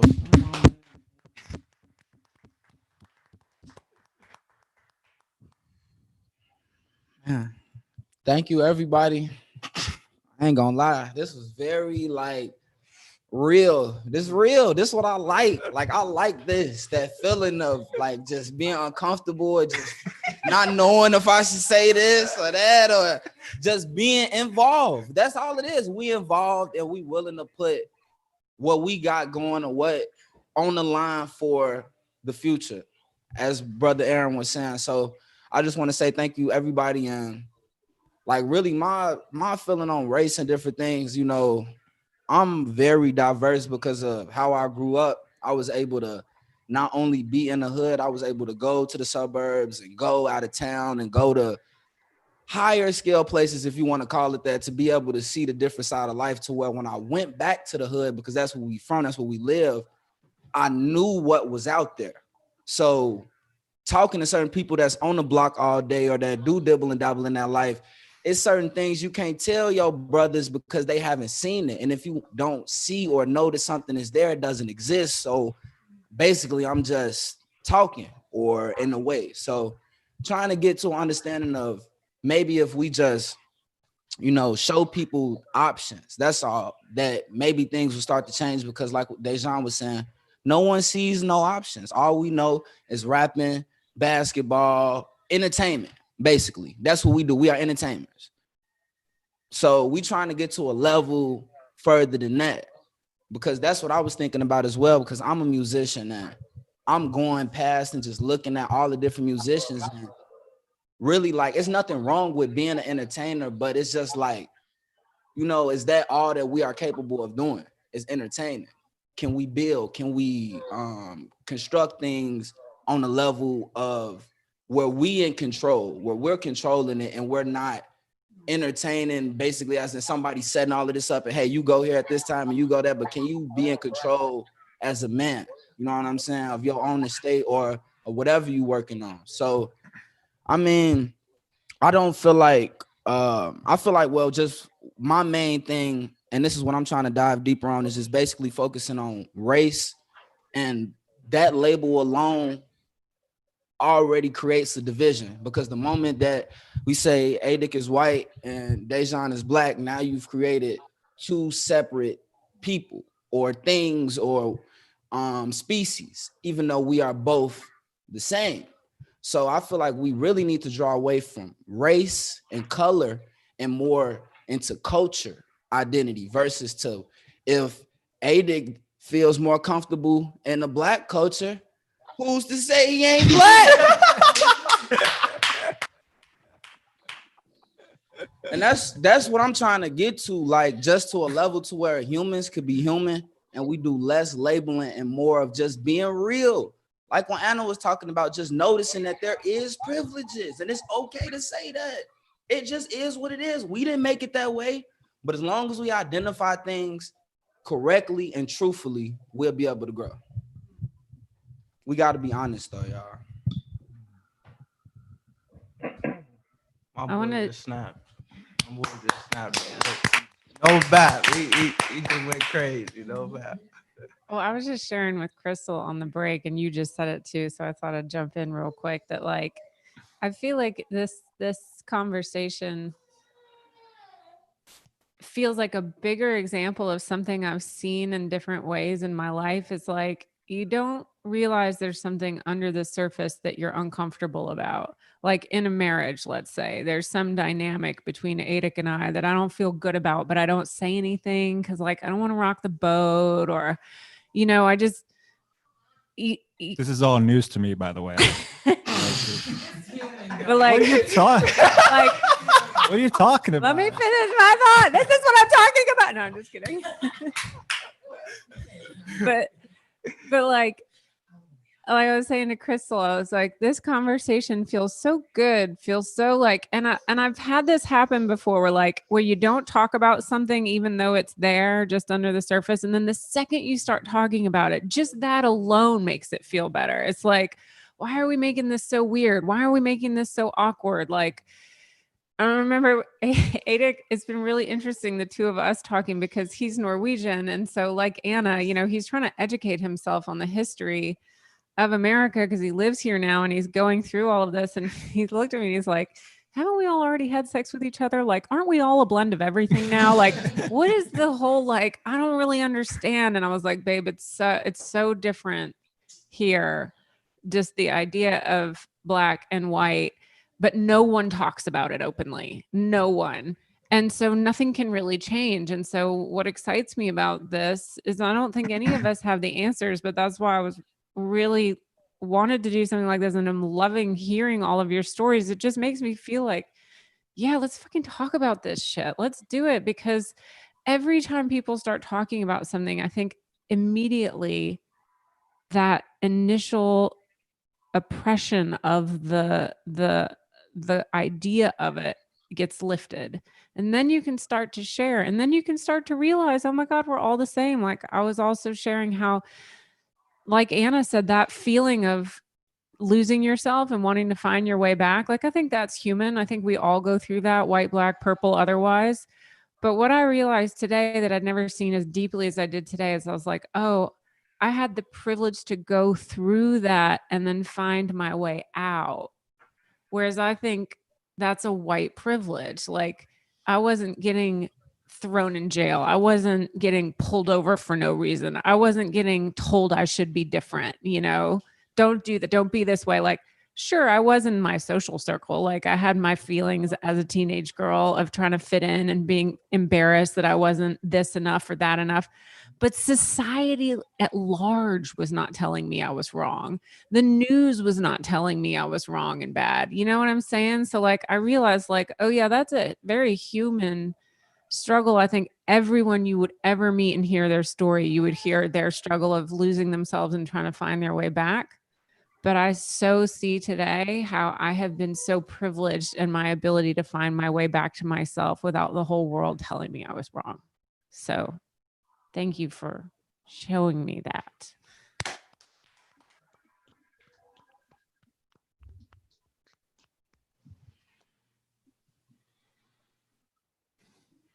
Thank you for showing me that too. Tayo's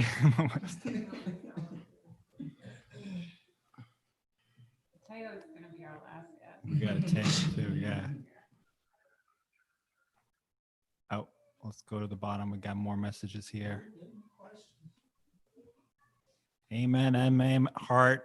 I'm so thrilled you guys have seen this such a young age. Some people. In the Q&A box, I don't know if you saw that. Yeah, I'm just gonna see here. Yeah. While you're reading the questions, I just got to say that Brandon, he was on call today for the city, and he just Right. got a phone call, so that's why he's apologized for not coming back.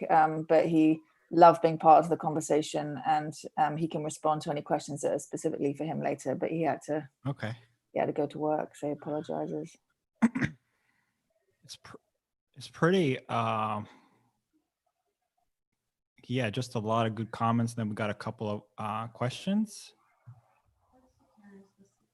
People want to say. Yeah, if anybody feels called to answer this question, could you each say what you feel would be the best thing that we, parentheses, all of us can do to keep this momentum of change going forward? So whoever speaks, and we can be several people speaking on it, but that's a really good question we can go towards. I can say something real quick. I know personally here in Charlotte, I'm actually working. I have a group coming to my house tomorrow, and we're actually working on content around this to try to build some media content to spread awareness around this subject for people. And that's kind of what we're doing is personalizing content for messaging and stories related to kind of what we're talking about today. And that's what we're going to be working on. So I think it's important that we continue the conversation and that we continue to offer resources. So as we kind of move away from the heightened attention that we have on this now, that we continue to kind of keep the messaging going and keep the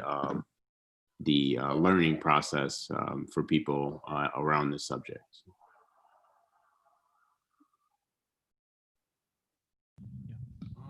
And like finding a way to like actually implement it into the society. Like if we actually do want to see a change, like finding a way to actually execute this process, because talking and building on it is the first step. Well, actually the first step is the idea. Then the second step would be getting to the round table and talking about it. So now it's like we need to figure out an actual way to incorporate this into a system. If we really want to make a change, like if that's what we really trying to do, we will have to be able to either incorporate what we want in this system that's already been created or create our own system. That's I just wanted to say, Aaron, if you wanted to share a little bit more about your background, someone mentioned they didn't know that much about you. And I think what you just brought up about what you're doing with media and what Patrick's saying about creating your own things, like you're doing that. So maybe you could say a little more about that and and why you're here. All right. Yeah. Sorry about that. So the way that I met Mara actually is I'm working on a documentary film right now. Basically, it's called Using Your Brain: Creatives at Work. And within the process of this film, what we're doing is we're taking a look at how people use creative problem solving and strategies to basically do exactly what One Solution is doing, helping people to kind of reframe how they approach problems, reframe how they take themselves and transition themselves from where they are in their lives, and how do you get yourself from a place of stagnation to a place of prosperity. And so the way you do that is exactly what we've been talking about today, is reframing how you view the things that are happening in your life. And it all starts from a place of making a decision in your life that you want to do that. So me personally, if I was to talk about my story, it's interesting if we look at my life. If you look at the data on my life, you would probably say that where I've been and where I've gotten to wouldn't be possible. So my mom had me when I was 16 years old. She wasn't really ready to be a mother. So my grandparents, I was kind of left there. And so my grandparents raised me for most of my life. I was fortunate that I was able to be raised at a time that they were retired, because they had a lot more time for me. And so because of this experience, what it really did is it gave me access to a lot more wisdom than a lot of kids get at that age. And that wisdom in itself is kind of what I think gave me the mindset that I had growing up, to where I never felt like there was anything wrong with me. And so my grandparents did a very good job of not talking about my parents not being there for me. They kind of allowed me to make my own decisions, which is great, because my mom and I have like the best relationship now that they both passed on. And I think that's in part because they understood the dynamic of what it meant for my mom, who had me at 16 years old, to not really understand where she was going in life. And so living with my grandparents, I would then at 18 years old find myself in a similar situation that my mom was in. And my girlfriend at the time, but my wife now, at my senior year in high school, I found out that I was going to become a dad. And so this turn of events would kind of reframe maybe what I thought I was going to do in my life and where my life was going to go. But the one thing I understood based on my experience in life is that when I held my daughter for the first time, that everything I imagined I was going to do was going to change. And so I understood two things. The best thing I could do is be present in her life. So going off to college and playing basketball was not going to happen, because if I was going to do that, then I couldn't be present. And being present was the most important thing. And the second thing I understood was that loving her mother was the second best thing as a father I could do for her. And so those two things kind of really shaped me at 18 years old to understand that there were things I needed to do in my life if I wanted to be best in it for my daughter, but also best in it for my daughter's future. And that also meant that there were things I needed to do to kind of move myself in a different direction from where I thought I needed to be. And so at the time, it was going into creative pursuits, or going into computer information systems, which is what was around, it was about 1997. Was around that time was when computers and information systems and the internet was kind of taking off. So it made sense for me to kind of go in that direction. And that's kind of what I did. And so from there, my wife and I would say it was about 5 years before we decided to get married. I think we had some growing to do, but then my wife decided that she wanted to go to medical school, which presented another challenge for us. But it was a challenge that we were up for, because we had understood that we had already accomplished probably one of the most difficult things in becoming young parents before we were even understood what love meant, and that we could commit to ourselves and commit to what she wanted to do by making an additional commitment to making that a realization. And so my wife went to medical school and residency, and then in her residency we ended up having our second child. And that created another challenge for us and kind of shifted how we would do things in our life. But what it did is one of the things that we learned was that if you really want to accomplish things, what you have to do is you've got to take a moment to identify what your plans are. And so each time we'd run into situations where we didn't really know what we wanted to do, we would sit down and we would talk about it together. And so we would plan out and make plans about what we ultimately want to do. And then we would annually just kind of check into those things each year. Where are we? Where do we want to be? How close are we? Are we getting there? Yes. Are we not getting there? No. What is it that's going to get us there? And so we would have these check-in points as we went through, so that we're checking in the health of us and checking in the health of our plans, and then also keeping ourselves on track with what we're trying to do. And so I would say we could fast forward to where we are now. I would say a year ago, last summer, we were in Portugal on a family vacation, and we were in Lisbon, Portugal, and we were doing this art tour, and something resonated with me in the art tour. I don't know exactly what it was, but something resonated with me there. And after we left, I said that I was going to spend as much free time as possible with other creatives. And that was just what I was feeling and what happened. And 3 weeks after that, I got the idea for this film.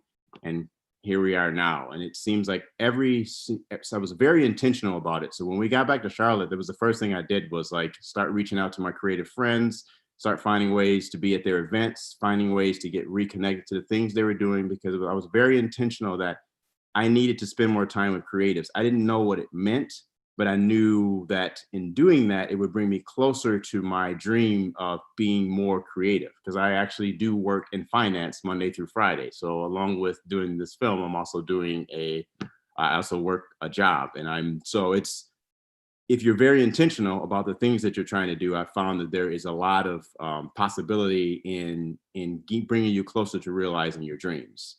And so this film and this connection with Mara kind of happened because it seems like ever since I made that decision last summer, I have had nothing but I've been inundated with great, awesome people that's bringing me closer and closer to realizing what I've always wanted to be. And that's very close to creativity, very close to storytelling. And now that I've kind of fulfilled, because our oldest daughter just graduated from college last May. So we've kind of like got into this place where we've fulfilled the things that we're working on. And our youngest daughter, it just finished her freshman year in high school. So we're very close to that next phase. And we're looking towards the next 10 years of our life, and we're planning out what that looks like and what we want to do. And my wife and I are very intentional about the things that we want to do in our lives. And so that's kind of how I got here. And I'm excited about, getting a chance to do this conversation today. I'm very hopeful for the things that I'm seeing taking place in the world. And I know that knowing what I've experienced and kind of what I've personally been through in my life, and some of the ups and downs and challenges. And if you look at the statistics for myself, and if you look at the statistics for my wife, with her coming from a divorced family, not really having a good relationship with her father. And, if you look at her data and you look at our data together, we don't make it. We definitely don't make it where we are. But the reality is we make choices, and we continue to make choices today. And this is kind of how we've gotten to this place. And I've gotten to the place I am now, just being intentional and learning that every failure, learn. Every failure, learn. Because in reality, failing is great, but you want to make sure you're failing up. And if you're learning and you're learning and you're learning, you'll continue to do that. So that's a little bit about me.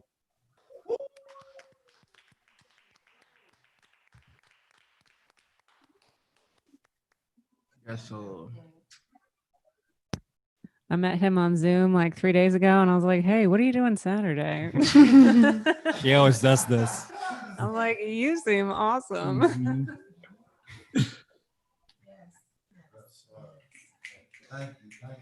Thank you.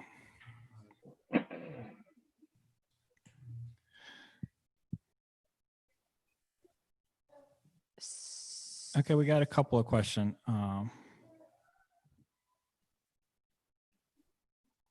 Let's read it because he had a couple of ones. So the reality of oneness is not fully understood nor accepted by the masses, and therein breeds the notion of one race being superior and another inferior. For if one truly understands the oneness of life, they would not be thinking or nor causing harm to others. Does this make sense? Yes. That makes total sense. Yeah. That's what you were trying to talk about before. Yeah. So Ron had also asked about what do people think are the solutions, and I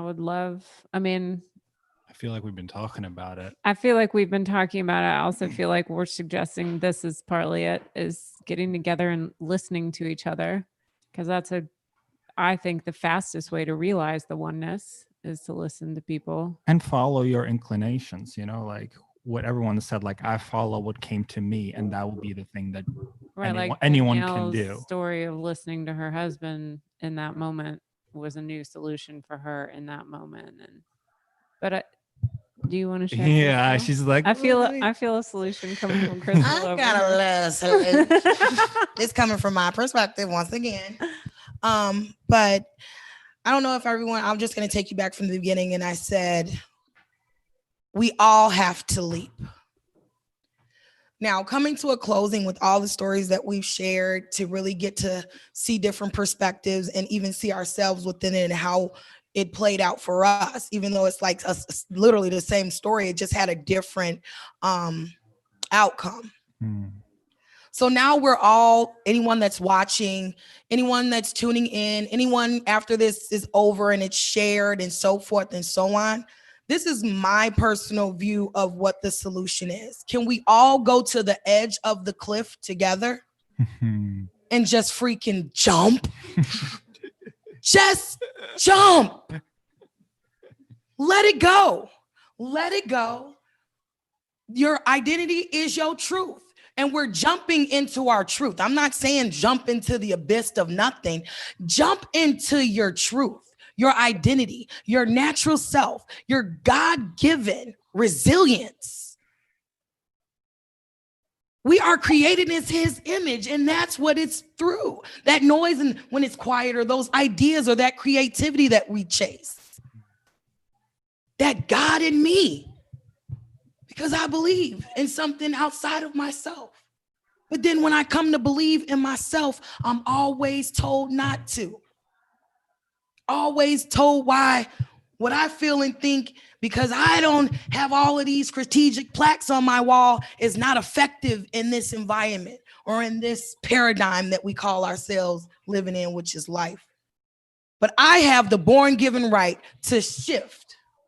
So I'm asking everybody once again, when you jump into yourself, because we took a leap by taking this uncomfortable conversation, right? So we're all, everybody watching, are at the edge of the cliff. Let's jump back into ourselves. Jump back into your truth. Jump back into your resilience. Love thy neighbor like you love thyself, so that cancels anybody killing each other. Because you damn sure wouldn't, I mean, not saying it like that, but I'm just, it's not a good thing. So we got to start seeing each other in each other. I see me and you. So why would I want to hurt you? Because you're me. Identify yourself to your truth and also be able to see your truth in others, because that's when it becomes real. Love y'all. Love y'all. Bombed it. If she is. Let's jump. Let's all just jump. And that's really the solution. So then we can get away from the fear, because if I'm my natural self, I'm not scared. I'm at my most comfortablest time. And it's not really to be offensive, but it's just to be me and want to be accepted. So we curve ourselves. Let's stop the curving. Like, let's get off of this cliff and just jump back into ourselves, our resiliency, and live out our dreams. Hey, I love y'all. because you I said love you too. something really, you said, I'm you. And I remember I did a spoken word piece 2 years ago that was called I'm You. Come on, let's hear it. All right? Good. He said, "I'll do it." Yes, sir. Yes, sir. All right, this is like so on point about everything we're talking about. We did it at the Rebels for Peace. Peace Jam. No, the Peace Revolution. Peace actually. Revolution. Yep. Peace revolution. It's called Different Colors, Same Light.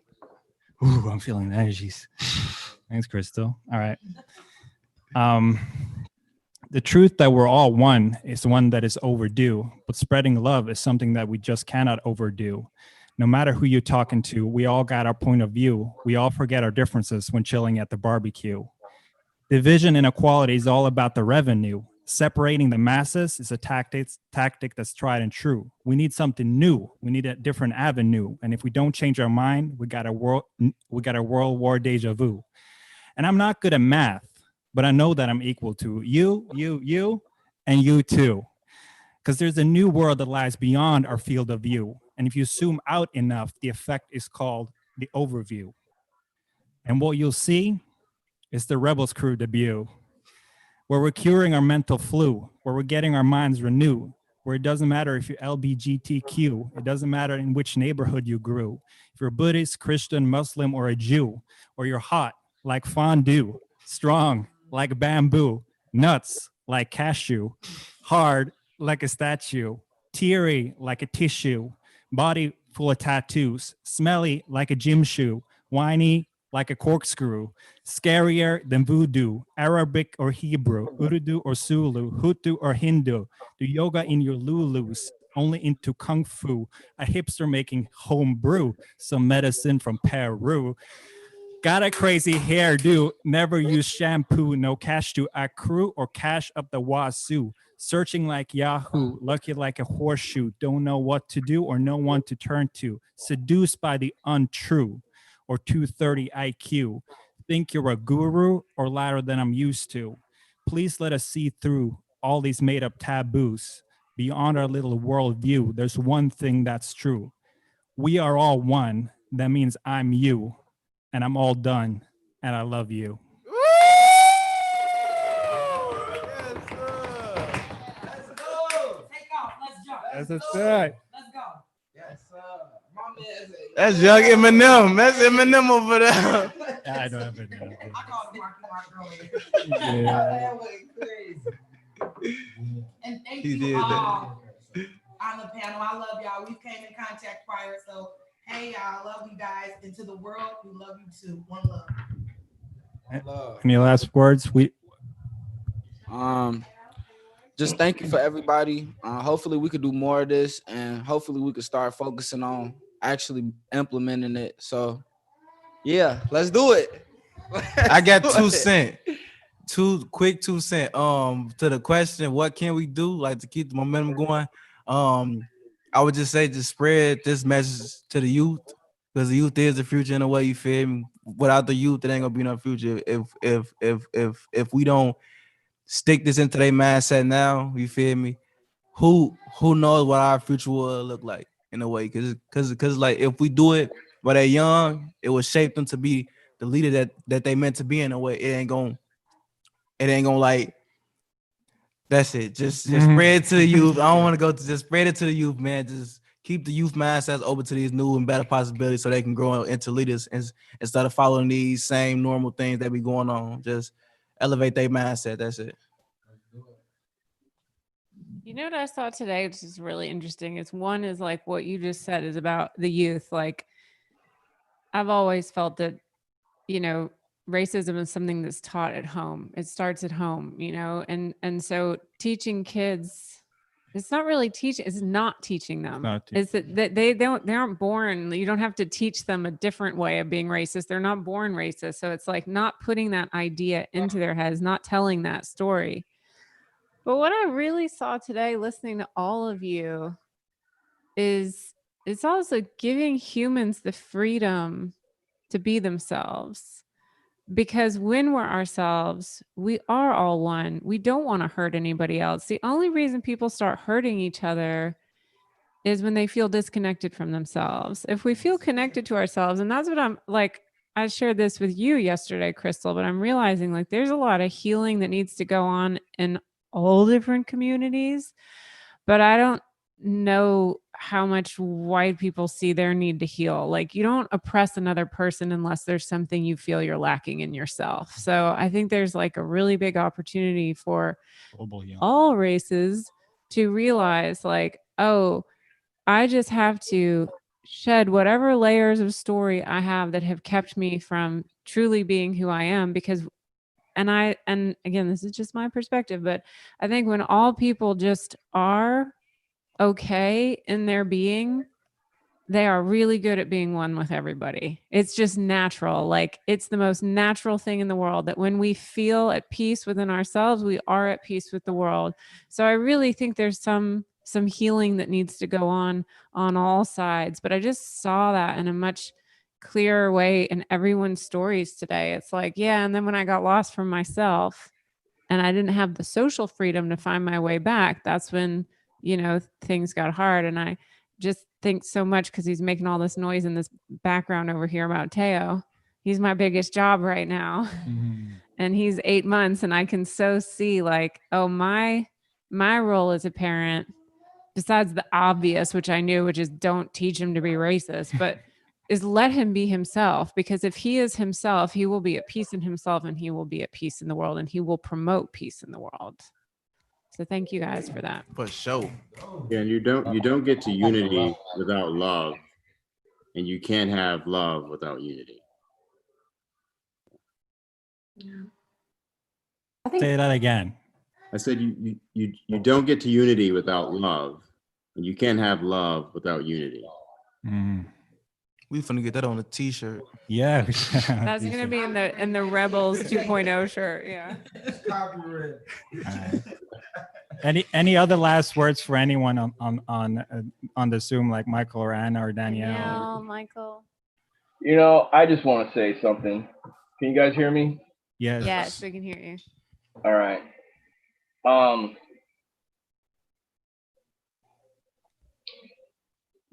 Oh, one thing I just want to say real quick. It says there was a question on here from an anonymous attendee that says, has anyone ever considered or reflected upon how racism innocently plays out in the 3P community?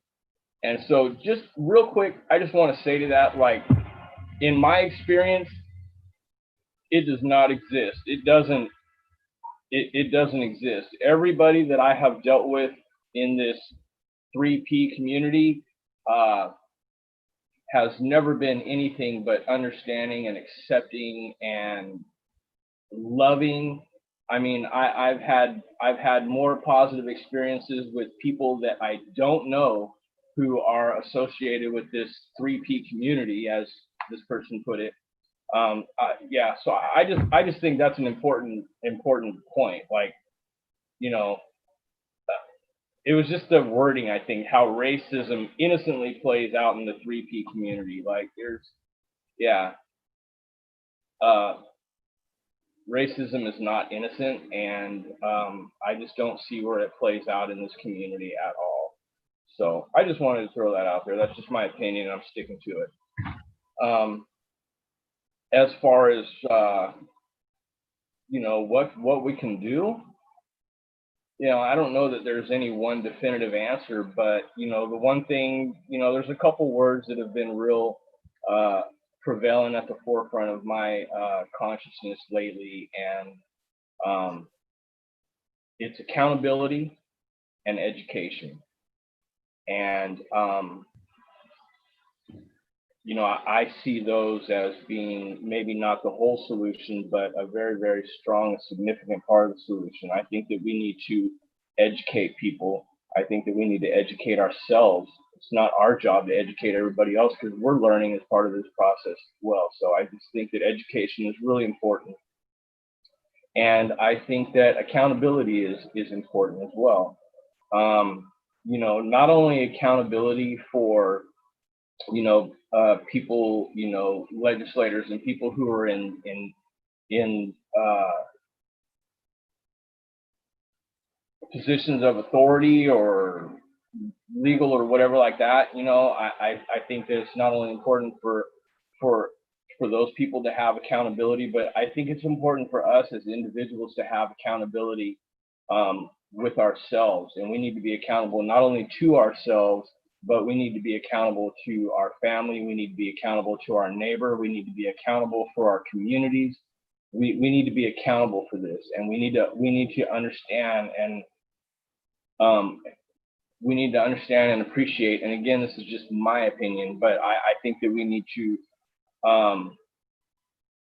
take into consideration that we are all, and we have all in one way, somehow, somewhere or another, played a part in our history of being where we are as a society and a community today. I think we've all played a part in that, even if it's just through the through unconscious complacency, which I myself am guilty of. So I would just like to see you know, more accountability. And you know what? I just want to throw this out there. You know, there's been a lot of talk of love and everything that's going on, you know, today, and it's a very tense and stressful time in our community right now. And so I don't know if there is. I don't know if there's a family member. I don't know if there's any police officers or law enforcement that are out there listening to this, or maybe they'll get to see it, or maybe if you're a family member of somebody who's in law enforcement or the corrections system, you know. But what I really want to say, and I just feel really drawn from the bottom of my heart to say this, but you know, to every person who is out there, to law enforcement and all those people who are out there on the street in the thick of it every single day, I just want to say that I love you, and I take my hat off to you, and I salute you. You know, this has turned in, it's real easy to lose focus and, like, you know, see this as a, you know, like a police problem. This is not a police problem. This is just a people problem. That's all we're having. We're just having a people problem right now. We're having a lack of communication, and you know, and I just want to say to law enforcement that, you know, I love you and I care about you. You people are human beings, and you have a really, really, really tough job. And I will be the first to admit that. I have made your job extremely difficult throughout the course of my criminal career. I've made it extremely difficult for you. I've compromised your safety. I've compromised the community that I lived in. I've compromised the safety of people that I didn't know. I've compromised the safety of myself. And I'm sorry for that. And that's just another aspect and another way that I've changed my history, is that I'm able to be accountable for the past decisions that I've made, and you know, I'm able to do something different today. And so I don't know, it just seems really important to me that we don't lose sight of the fact that we're all human, and I think we're all just trying to get to a point of coming back to a place of humanity. You know, something that's really funny to me is I stop and I think about it, and it's like, what if everybody on Earth was blind? If none of us had any eyesight, if we couldn't see, like, this really wouldn't be an issue, would it? Because, like, if you couldn't see, like, everybody would be the same, man. Like, it wouldn't matter who you were talking to. Like, you know, you can't, you know,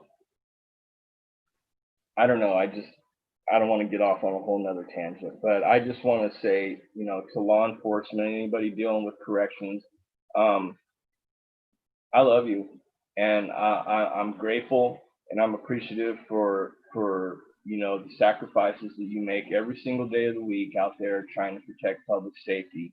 You know, the problems that we've experienced in the media, it's not everybody, it's not all of you out there in law enforcement. I've met some really, really profound, you know, incredible people. And so I just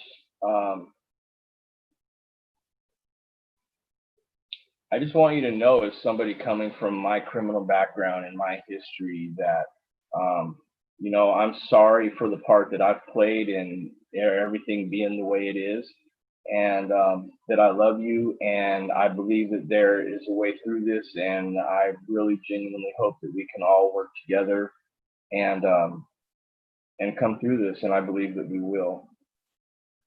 So that's my 2 cents.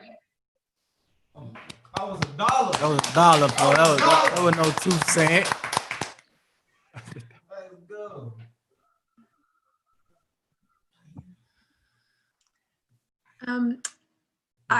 I guess if I were to think of solutions, it kind of makes me, it puts me back in this space of not knowing. You know, I just feel like my present moment to me looks like I don't know.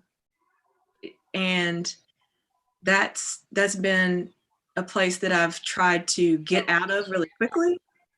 And I don't want to put, you know, I don't, as you can see, I'm even like tripping over my words, because it's like, what does change look like to me?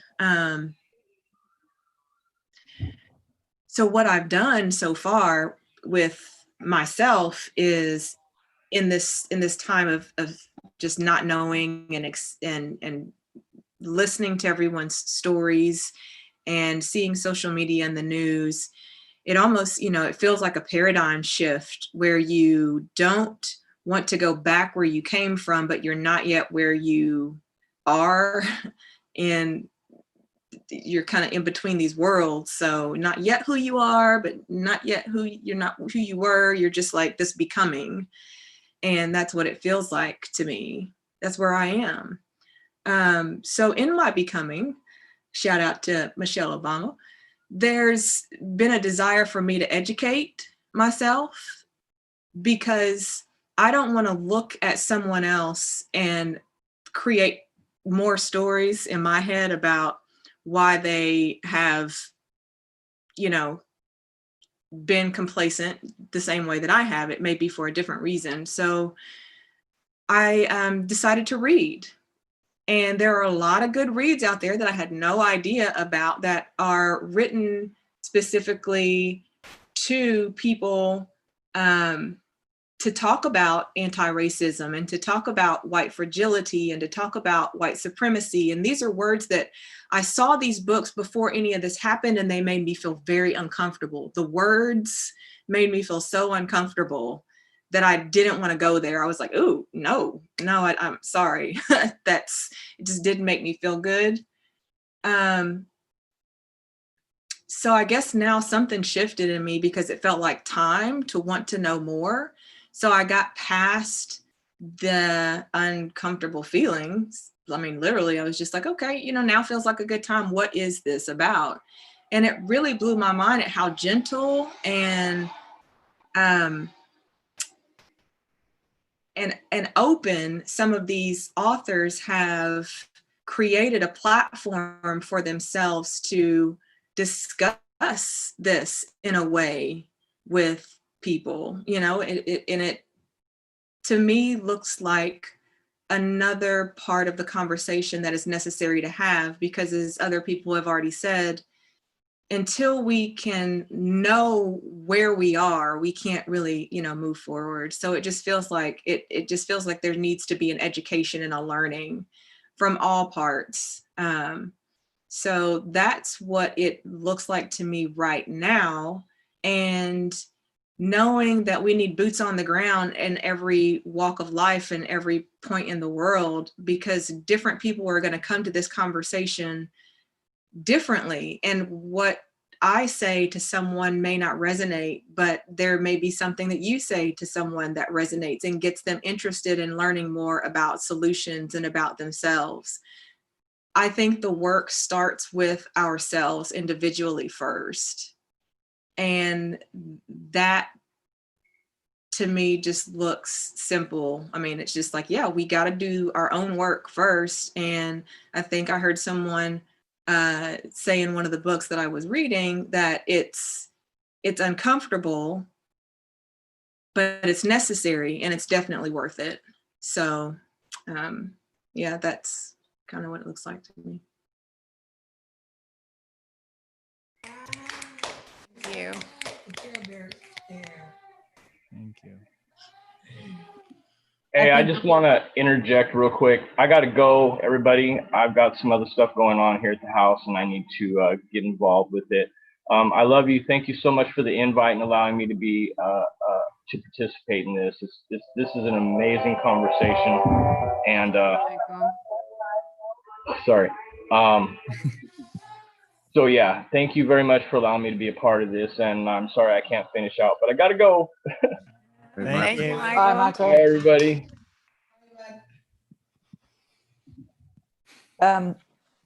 Just very briefly, and the word in my head is, as Danielle was speaking, that was kind of is presence.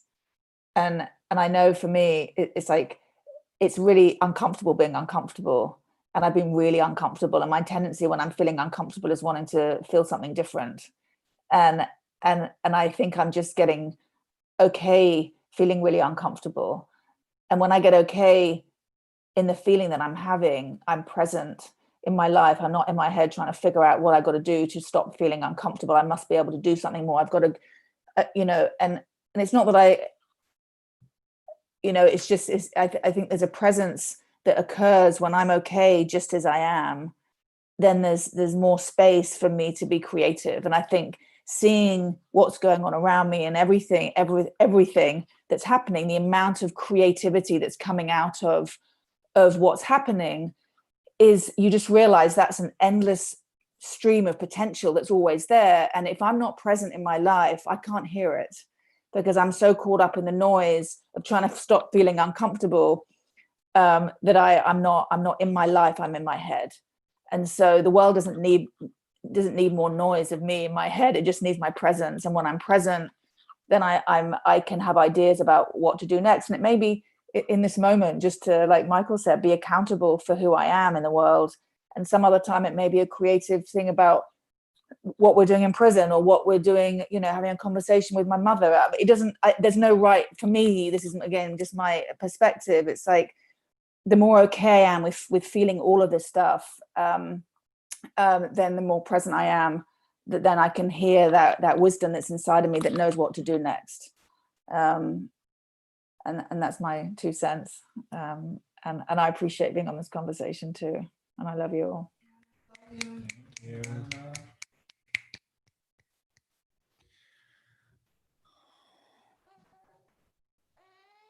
Any last words before we check out? Thank you guys again. Thank y'all. For being involved. And doing what y'all doing, basically.